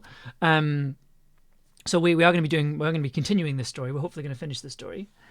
And then for the rest of the month, I'm going to be making the soundtrack for The Deepest Dark live on stream. Like, this has been a wonderful way to sort of give me an idea of what sounds to go for, what melodies to come for, what music to come up with. So if you're enjoying the sounds, I'll be here every Monday and Wednesday at 8 o'clock UK time, making sounds. I'll be, you'll get to see the setup in full. And then at the end of the month, we'll be doing a special listen-along stream on the day that the crowdfunder closes, just to get those last little donations in. We'll probably have some guests in, and we'll probably have guests throughout the month. We'll probably have Ella on a couple of times to talk about Ella and George are on at a couple of times to join some of this, which is great, and talk a little bit more about the game. Amber in production, black today, very nice. Thank you. This is a new top. I got it. There was a place that I really enjoyed buying clothes from that unfortunately had to shut down over Christmas, and so I kind of went in and bought a load of stuff. And this is it's a top I had in my basket for a while, and I went, well, now's as good a time as any. If you are enjoying the sounds, you might be a sound pervert. This would be the perfect time to use a sound alert. However, I've turned them off. Some of the soundtrack at the beginning of stream immediately caught my attention, so I'm excited to hear more. Thank you.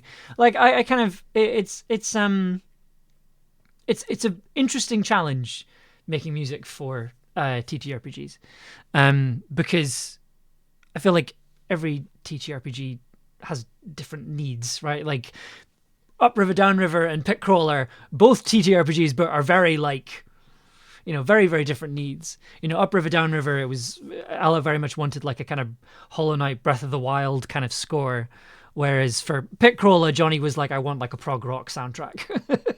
So, they're interesting challenges. Like it's a sort of a way to score a film or an audio drama without having to actually do the scoring.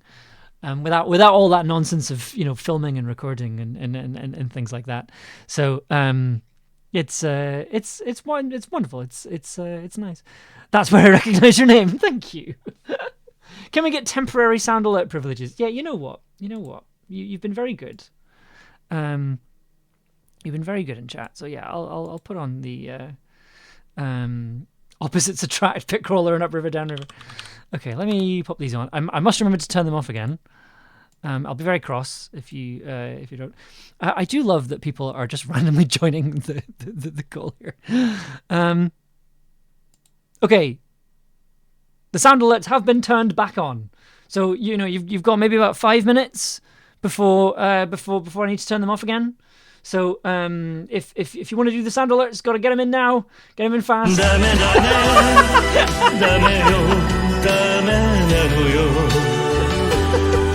Excellent.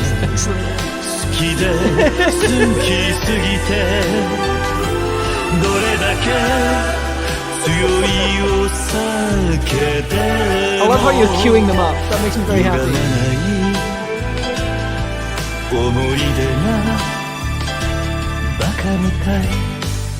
Beautiful. Thank you very much. Get it out. You are a sick, nasty sound pervert. Get it out your system. Come on. Get it. Yeah, thank you. Now this is podcast. Yep. Yeah, I feel a lot more.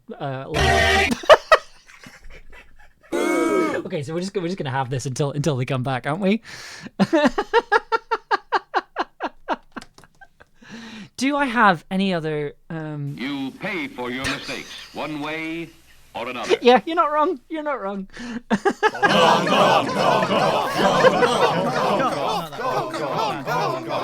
See, the thing is, I've turned down the computer audio on my computer, so I can't imagine how loud that is for you. Excuse me. Let me just double check that I've not missed anything. Yeah, you just do your thing. I'll still be here at the end of it. But yeah, I don't think. Do I have any other housekeeping? I'm not really sure. I do. I'm looking forward to having a month of focusing on it. Okay, I'm glad you're all having fun with that button. You are a sick, nasty sound pervert. You might find just. I do. Oh, actually, I do technically have.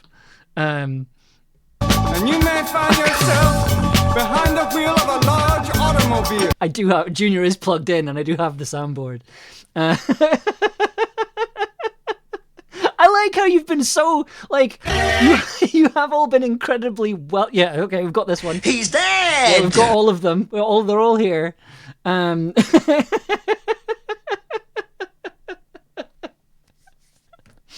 I have this is you've all been the equivalent of giving a class of hyper primary school as a dance break. A little bit. You have all been very good. You are a sick, nasty sound pervert.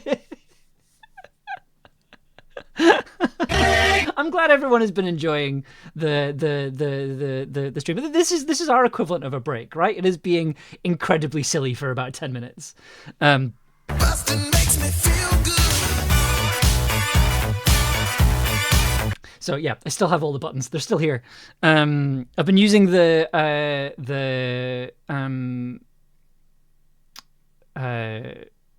after years of being on these streams for ADDQ, I have so many points.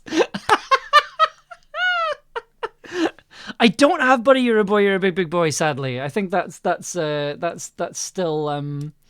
that is. I think I've got. I've only got the little sample. I don't currently have the big. I've got bits of it. Big. Okay, I'm not gonna go through that. But what my point is that we have the sounds. We have to be very silly. I know. I'm sorry, everyone. I feel like I've let you all down. Do I have anything? No, that's big. I've just got this in bits. This is not good. I've not organized that properly. I'm just gonna quickly let the stream. Freddie Mercury is always good. Yes. I have 23,000 eggs for your mouth, and I've only been here since October. I mean, that's good. Just like, the problem is that I've lowered the prices on everything. So it means that people who have been here for a while but haven't necessarily been active in chat have so many points, so they can just. You are a sick, nasty sound pervert. Call me a sick, nasty sound pervert. Incidentally, if you are a subscriber to this channel, you will have access to the Sound Pervert Discord, where we mostly share audio resources. We're a big bunch of nerds. We also have pet pictures. You also have like a little exclusive little podcast that I make. I make a daily update of what I'm working on, and also you get early access to a lot of stuff. You also get access to music that I make on stream that hasn't for the most part probably won't get released anywhere else, and you also get early access to everything else. There is also a counting room. It has been divisive.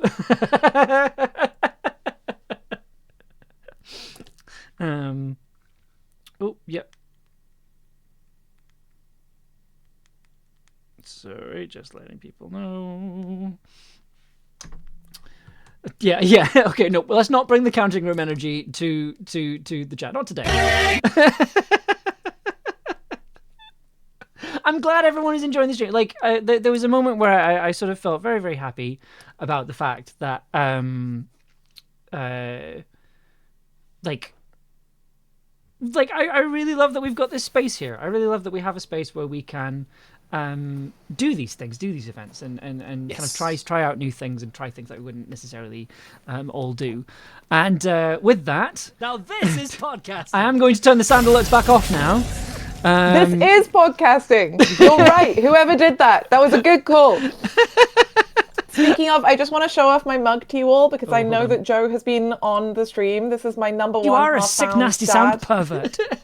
Oh yeah, I want to believe that was aimed at me. I'm turning them off now. There we go. Yeah, Joe was on the stream. It's number one half-bound dad. Joe made this for me. This is a custom mug. I'm the only one who has it. I am the dad of this show. It's because I talked so much about how much I love the show that I seem to have made a meaningful impact on their PR. So Joe, who made the show, was like, hey, thank you, Ella. Do you want a mug? And I was like, I would love a mug. I love your show. And they were like, I'm actually very aware of that. And I was like, great. I think we've still got the Hearthbound. Yes, we do still have the Hearthbound alert, so that's in there. Check out Hearthbound. We just did a remix of it. It's great fun. Okay, I will hand back over to Ella, and we will continue on with dying in a cave. Over to you, Ella. Amber's turn to be in a cupboard. Sorry, this is a longer joke in the stream about how we shut our actors in cupboards. Well, we don't. It's important that you know that we don't do that. I do want to stress that we do not lock actors in cupboards. That is. They have the window rolled down and they're listening to their favorite music. It's fine. Yeah. No, listen. There's airflow. They've got water. They can leave anytime they want. Anyway, I'm going now. Hi everyone, let's go back to the caves that we're dying in. Checking back in to our Deepest Dark stream. We have just finished a long rest. Our hapless explorers are on the second strata of the caves. And we rolled to see how many chambers will be on this level. There are 6. They may turn out to be either wonders or hazards. We'll find out. And the person whose turn it is to roll is Poorna. So Poorna, you've currently got 6 hope in your dice pool and just 2 despair, and you're looking for at least 1 success. So please could you roll the dice pool?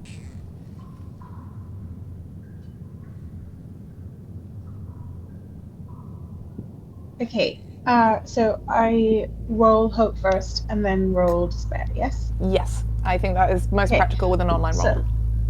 Good. Okay, so I got 4 successes in hopes, and let's see, just roll.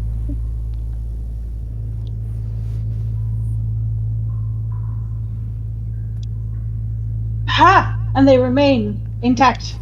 Yay! Nice. And with your successes, we only keep the 6s. So did you have any 4s or 5s? I had 2 5s. Okay.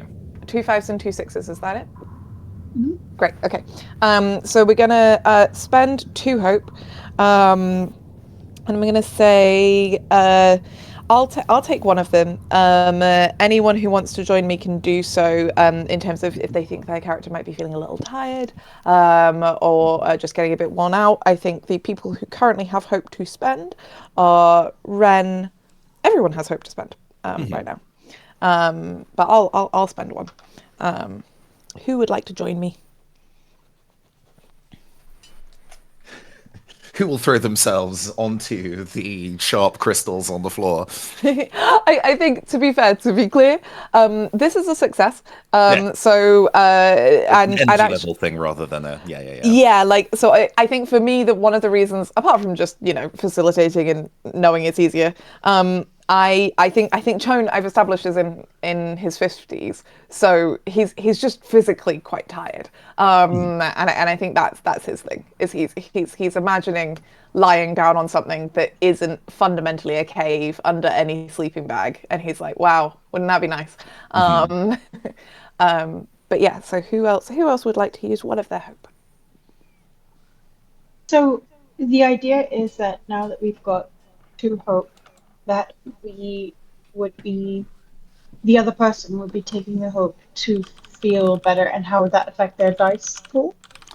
No, so when you roll the dice pool to explore, whenever you're moving through the caves, you are using energy, physical and mental energy, and your resources. So you lose 4s and 5s because we as a group are becoming more tired. We're having to use up more of our supplies. And so on a success, this was a success. This is a success. This is just like, what supplies do we think we're using as we traverse these caves? Who do we think is feeling a little bit tired? Who do we think is feeling a bit like stressed? That kind of thing. The idea is that our morale fluctuates naturally as we move around. So we regain hope every time we successfully explore. In fact, Poorna, Ilana is going to take a hope from this success. But I'll take that second because there's the 2 hope die being spent from us, and one of them is Joan, and I'll take the other. We've already established Perry's feelings about having to do spelunking today, so we can. They are having a time. we really have established that. Thank you very much, Nathan. Okay, so Poorna, you can either create your own wonder, which is to say, you succeed, which means that as you enter the next chamber, in whatever way you enter it, whether we abseil from above, whether we squeeze through a narrow passage, whatever, when the chamber opens up, you see something extraordinary. You see something so amazing and extraordinary that it inspires you. It fills you with hope. It makes you feel better about being down here. So there is a D20 roll table for this if you just want to leave it to chance, or if you've got an idea for what you want to see, you can describe to us what you see. I will roll a d20 to show off what you have written. Oh, thanks. And also, it is almost 4 a.m., so I'm going to go ahead and not use my brain.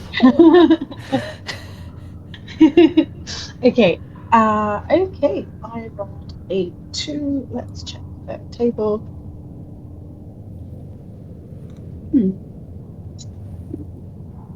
I don't know what that means. Just massive, an extremely massive structure. Okay. Okay, so do I also describe how we get there? Okay. So you take the role of GM here and narrate to us how we reach this chamber and what we see when we get inside. Okay, so I think because of how slippery it is, we start off in a sort of human chain, just holding hands, and sort of we're almost, our feet are almost slithering along the rock because we're like feeling it out so gently and so carefully.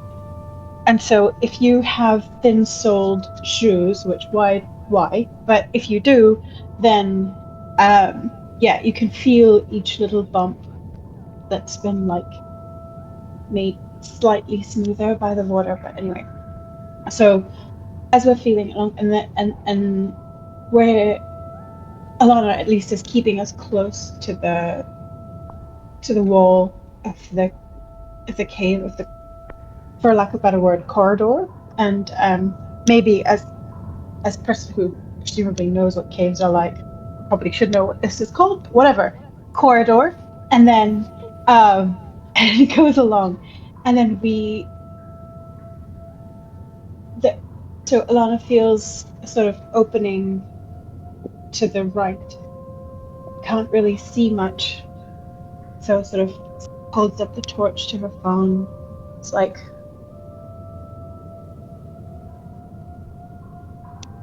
that's weird. And then it's like a small opening, and as if you were slipping in to a room, like you were late to a play and you're slipping in at the back of the theater.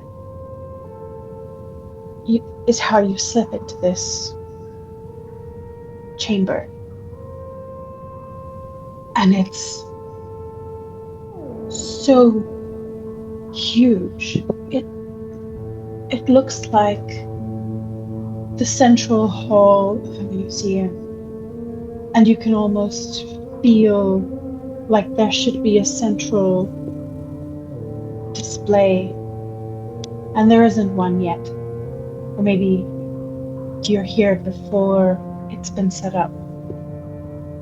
And as people draw closer to the entrance of the chamber, like, I think Louise is probably behind me because I was holding onto her before. So if Louise is behind me, then my hand slides up to her elbow, and then so I'm encouraging everyone to hold on to each other's elbows rather than their hands to make sure everyone's more steady. And so we slither into the room like a sort of pentapede.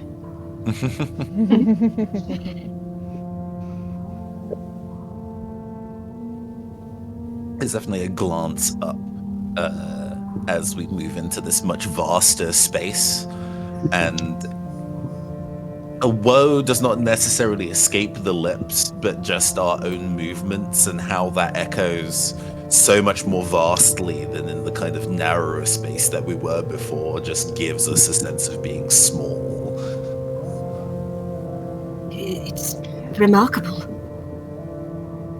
And I think, I don't know about everyone else, but for Alana, just briefly at least,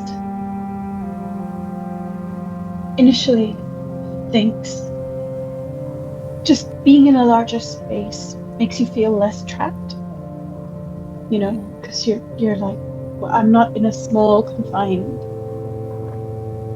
space where no one can find me. And then that is before you realize that I am deep enough in the middle of a network of caves that something this large can be its own space. How is anyone going to find me?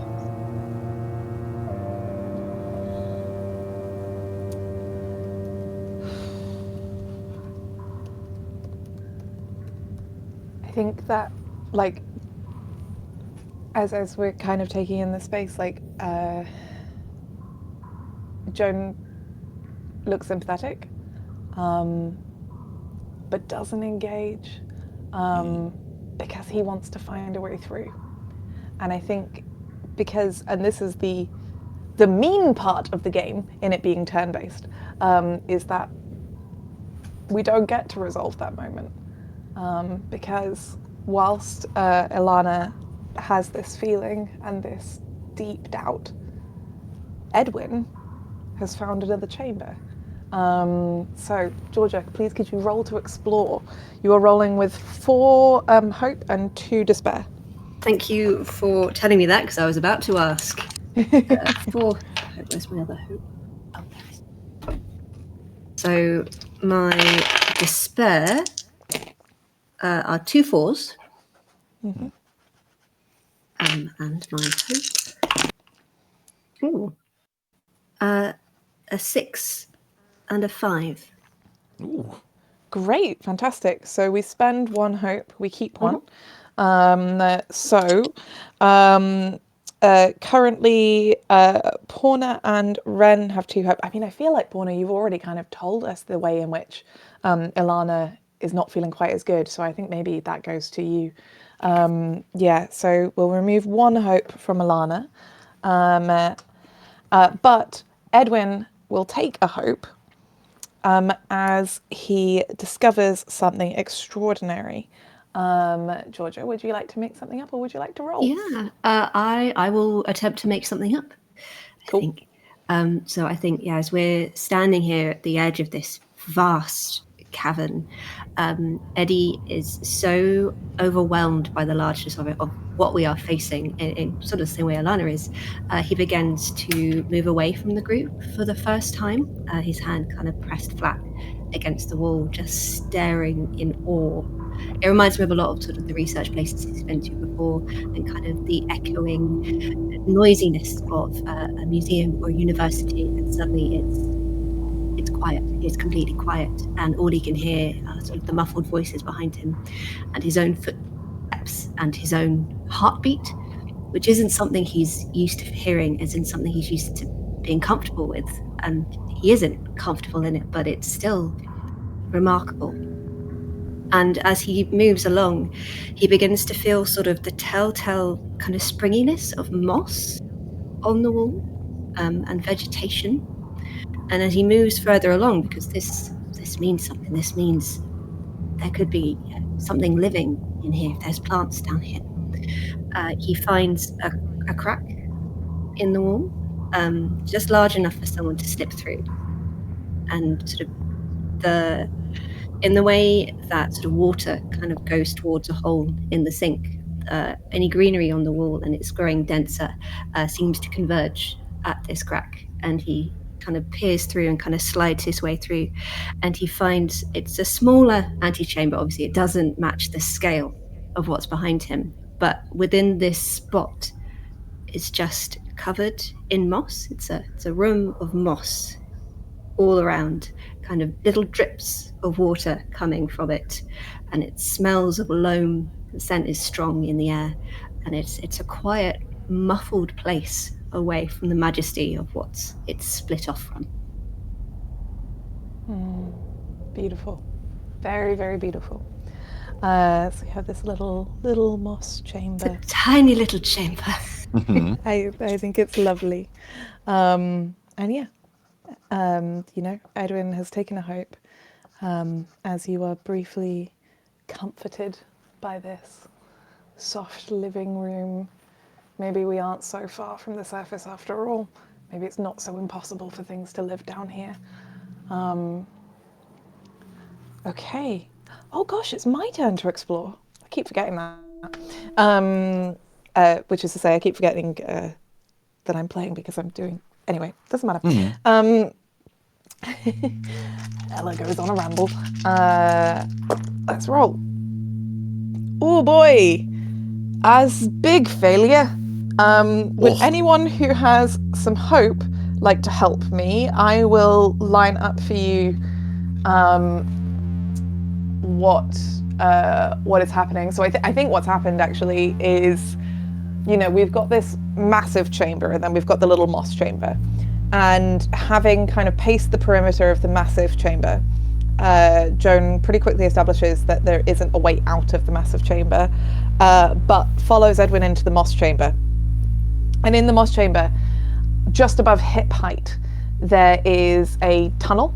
And that tunnel is a little taller than Joan's head, but he's been through kind of belly crawls before. So he gets himself inside the tunnel and starts pulling himself forward. So there's not enough space in this tunnel for his arms to be next to his torso. He knows that if any moment his head gets stuck, his skull won't give against the stone. And as he's crawling through in the dark, his headlight sort of giving him a little bit of a visual through this just identical stone. You can't see an opening yet. He is going to get stuck. His hip bones, his ribs are too tall for this narrow, pressing tunnel, and he needs someone to push him, to make some space, something. And he's going to start to panic as he realizes, he could try and tear himself open across the stone under his belly, but that's not going to help. He needs to get forward, and he can't get enough purchase to move. So anyone who has hope can help here. That is currently Poorna, Georgia, and Wren. Take it. Take my hope.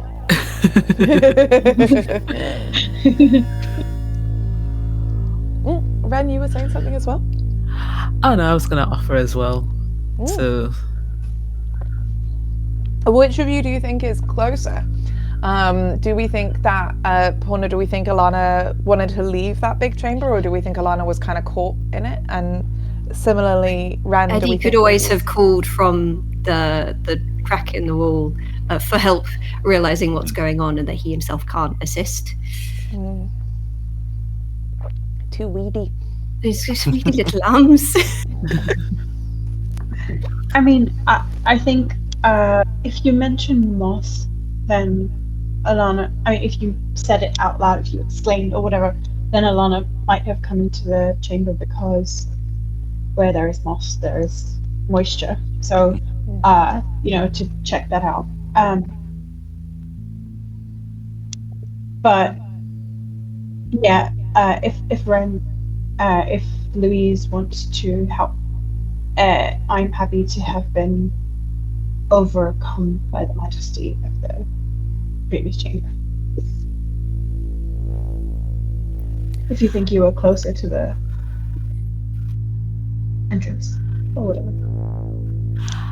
I think Louise is still of a mind of trying to get through, and is so similar to Joan in that sense. And so, as Edwin would have made his way through the crack, would have followed after Joan as she went into this space, and I think is behind and noticing as the tunnel is tightening. And I think to help,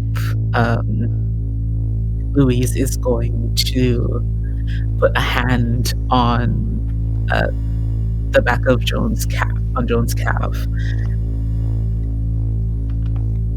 Listen to me, listen. Okay. You can't panic under here. Breathe slowly. I'm not going to let you die down here. Let your ribs fall in and breathe slow. You're going to have to squeeze. You're going to have to squeeze and crawl. I think it does take a moment for Joan to calm down enough. I think that she understands enough about caving to know that in a tight space like this, you can very quickly start to suffocate, because the more you change oxygen into carbon dioxide, the less oxygen there is with poor air circulation.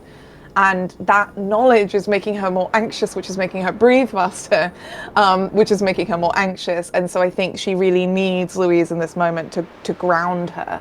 But when Louise does, Joan, eventually feeling that hand on his leg, just sort of trusts you and sort of stop attention to his own mind and all of the panic of his own mind, sort of surrenders a bit to your knowledge and your calm and the confidence you're kind of projecting, and gets his way through. So we mark off the third chamber as a hazard. This tight tunnel is going to be dangerous for us all to get through. We will get through it, but it won't be easy. However, I will take a hope, because in this moment, Joan is very, very grateful that Louise is down here too.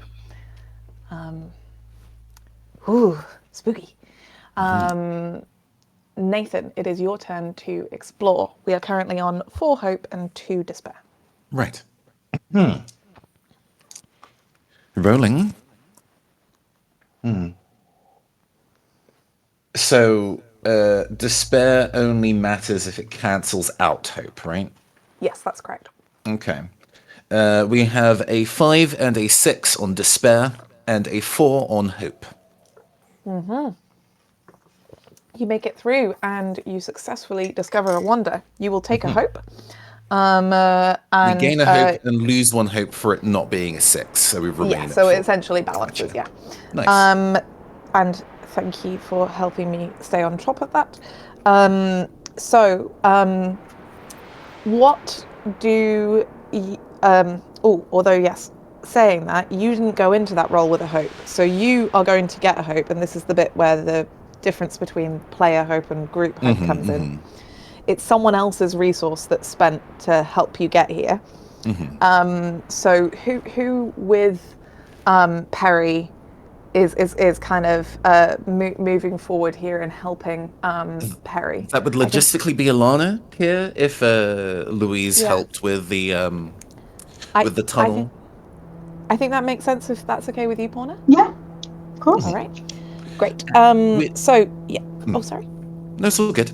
With the this tense moment in this really constrictive tunnel navigated, and us waiting quite tensely at the back of this tunnel for the circumstances to be resolved. There's even maybe a thing of like, oh, do we now just have to go a different way? But with it cleared, Perry turns to Alana. In your general hydrology kit, do you have things that can take stone samples? This area is, I guess, wetter, considering they poke at the moss on the side, so the rock might be a little easier to scrape away. We can widen the tightest part of the tunnel just enough to make this not a complete nightmare. I do have something for taking samples, but I'm not sure. You know what? I don't think time is something we have too little of. Since we're in here anyway, what else are we doing? If you're Yeah. okay, then I will help myself. They move close to you to be able to kind of like reaching inside your pack to take a chisel out of there. You get a sense of the cologne that they're wearing. It's like this ozonic, like minty thing. It feels really. It smells fresh, but also like incredibly fake. It feels suiting to this person. And using your tools starts to chip away down at a rough estimate of where Joan got stuck before to make the process easier. I think, as much as Alana wants to help, she only finds herself able to watch as you help yourself to pack, because I think that watching you just like take like chisel and sort of slowly start to scrape away just makes her think of every single long road she has had to take, how long it's taken, how she's so tired. She's so tired. Just even watching you make the slow progress. What should maybe give a less tired person hope just makes me more tired. You get lost in it briefly, and quite rudely, Harry, in your reveries, hey, stay with me. Watching the they came back progress. out. They came back out after having managed to make some divots in that stuck place. It's free to. We should be able to get through now without running into that issue. And they make their way through, like, not physically dragging you alongside, but at least emotionally dragging you alongside. You realize in that moment where they were close to you and removed your tools, and also in the tightness of this tunnel, you can smell their perfume, but you can't smell them. Like, everybody should be sweating and tired and heaving, but there is no scent of person. Yeah. Just the perfume. And as we exit onto this other side, it opens up not as vastly as before, but not that we were to know. People who try to find what happened to this set of 5 afterwards with much better technology to map the caves realize that this is directly below the sharp blood red crystals of the area above. as the water has kind of carried some of this material through, because crystals are formed from both particulate gathering in one place as well as kind of heat forming a new material, long stalactites are descending from, it has a C from the ceiling. Long stalactites are imperiously hanging like the sword of Damocles in this chamber.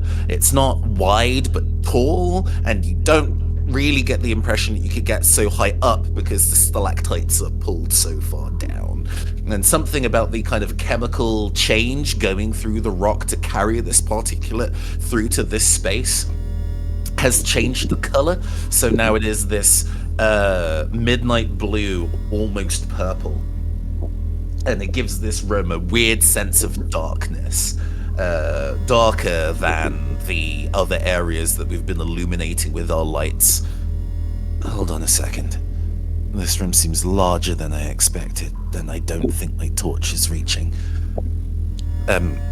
Everybody brace your eyes. They pull out the flash that they would use for big photography, big burst of light that holds for a while and then stops for really intense exposure in a dark space. It's blinding. Even behind your eyes, you feel like a piercing redness as it goes through the skin of your eyelids. And upon opening our eyes again, it's almost as if the light itself has continued to echo among the stalactites up here, even with the flashbulb gone, and now the ceiling sparkles like the night sky. It's almost as if we're outside. Is a lie we would tell ourselves. It doesn't feel like we're outside at all. But it is vast and sparkling with distant pinpricks. I think that is a perfect place to end our part one, with us looking at this starry sky that we know is not a sky but is still impossibly beautiful here in the dark. Thank you very much, all of you, for playing. Thank you, Nathan, for a beautiful final image.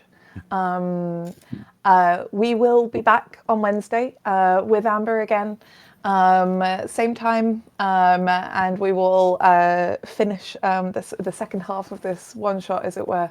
But yeah, it's really been a pleasure. The Deepest Dark is crowdfunding. It feels weird to switch into that. I feel I'm getting whiplash.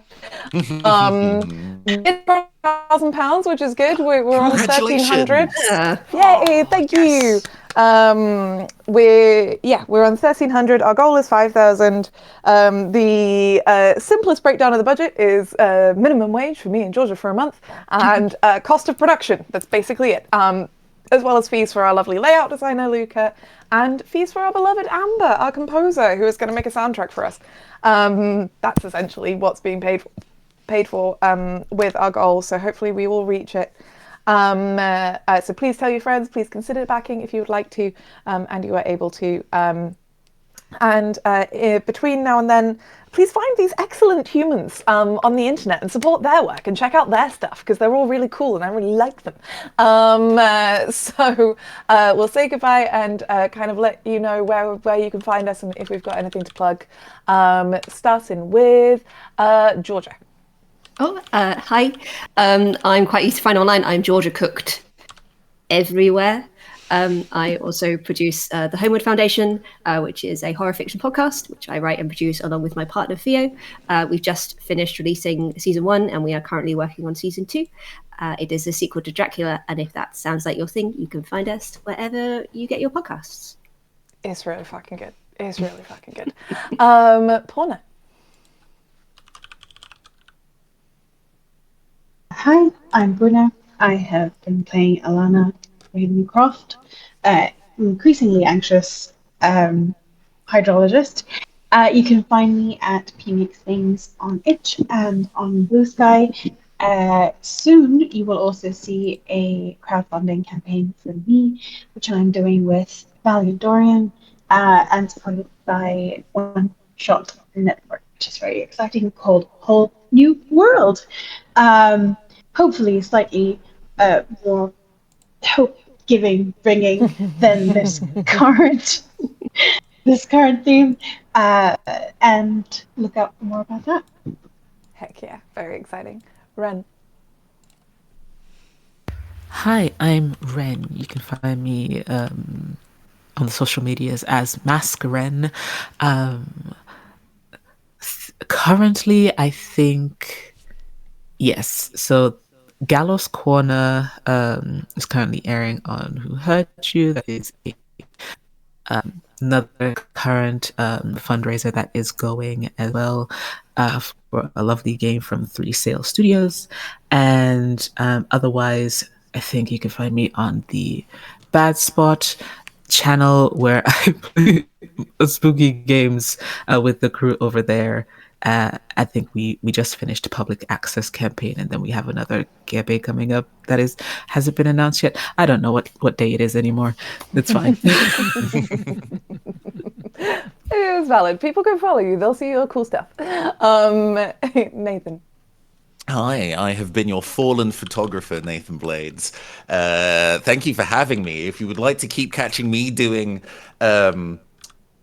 sad but irreverent characters like this, you can listen to, or watch rather, the YouTube series Decolonized Dungeon, which is a pre-recorded tabletop RPG actual play with an entirely custom soundtrack. We all play as goblins defending our ancestral home from humans trying to turn it into a family restaurant. I am not kidding. It's pretty good. I also make tabletop RPGs, although not as vast nor as poetic as this game. But if you are into some absolute anime energy, you will want to check out City of Espers, which is my new tabletop RPG, which is also being published by 3 Sail Studios. Go check that out by Googling it or going to cityofespersrpg.com. That'll be crowdfunding way later in the year, so it's not even an opportunity cost. You can support both of these things. Thank you very much for having me, and I look forward to Wednesday. Yay! I'm very excited for City of Vespers. Okay, thank you all very much. We're going to hand back to Amber, who I believe has left their beautiful machines. Yes, I'm back and over is here back now. with us. Hi! It's so nice to see you again. Your cat didn't even trip you over. No, she nearly did, though. That was fun. But yes, thank you, everybody. That was an absolute wonder. It was everything that I was expecting from a game from Ella and this amazing cast, and so much more as well. It is incredible, and I'm so glad that the campaign is doing so well so off the bat. Please do go and support Deepest Dark. Please go support everybody who you can see on your screen right now, and please come back on Wednesday. We'll be doing the same again. We'll be continuing the story with live sound design. I'll hopefully have it a bit tidier, so it'll be slightly less chaotic than it was tonight. Yeah, thank you very much. I'm gonna let our delightful players go and do their cooldown. I'll be joining them in just a moment, but in the meantime I will hop over here so we can figure out where we're going to raid. So thank you very much, players. Feel free to head into the other room. I'll join you in just a second, and thank you very much for being a part of this tonight. Thank you very, very much, and thank you, chat, for being such a wonderful chat, and for joining in and being a part of new stream. And it makes me very happy that we can try something new and something new and something strange and something that's a bit different, and people are still here and they enjoy it. I very much appreciate that. So thank you very much. Where are we going next? That is a very, very good question. Who is online? Something borrowed, something blue. Yeah. Well, we're going to be doing something old from next week. We're going to be doing music stuff again. We're going to be making music. We're going to be making a soundtrack for the like a proper soundtrack, rather than me just making noises in the corner. We'll be properly composing something. I've got a lot of ideas that I want to play around with. That I think it'd be quite fun. Well, we've got the whole month to figure that out. We've got the whole month to talk about that. Is Eden still online? Eden is not still online. Okay, so we are going to head on over to... We'll head over to Punk Roxy. I will join you over there in just a second. Oh, Martin's online. Yeah, let's head on over to Martin. Yeah, Ask Martin. Okay, we're going to go and we're going to raid Ask Martin. Please do stick around, support them. They're a fantastic streamer. They do very, very weird stuff, which is always a delight. They seem to be, I think they're just chatting right now. But yeah, we're going to head on over to Martin. Where are we going to... There we go. Hopefully we will see you back here on Wednesday for more The Deepest Dark. In the meantime, enjoy the rest of your Monday. Enjoy the rest of your week. Thank you for being such a wonderful audience, delightful audience, and for being so supportive and wonderful. You are wonderful and brilliant. It makes me really happy that we get to make this stuff on stream. I will hopefully see you all on Wednesday, but I will send you over to Martin now.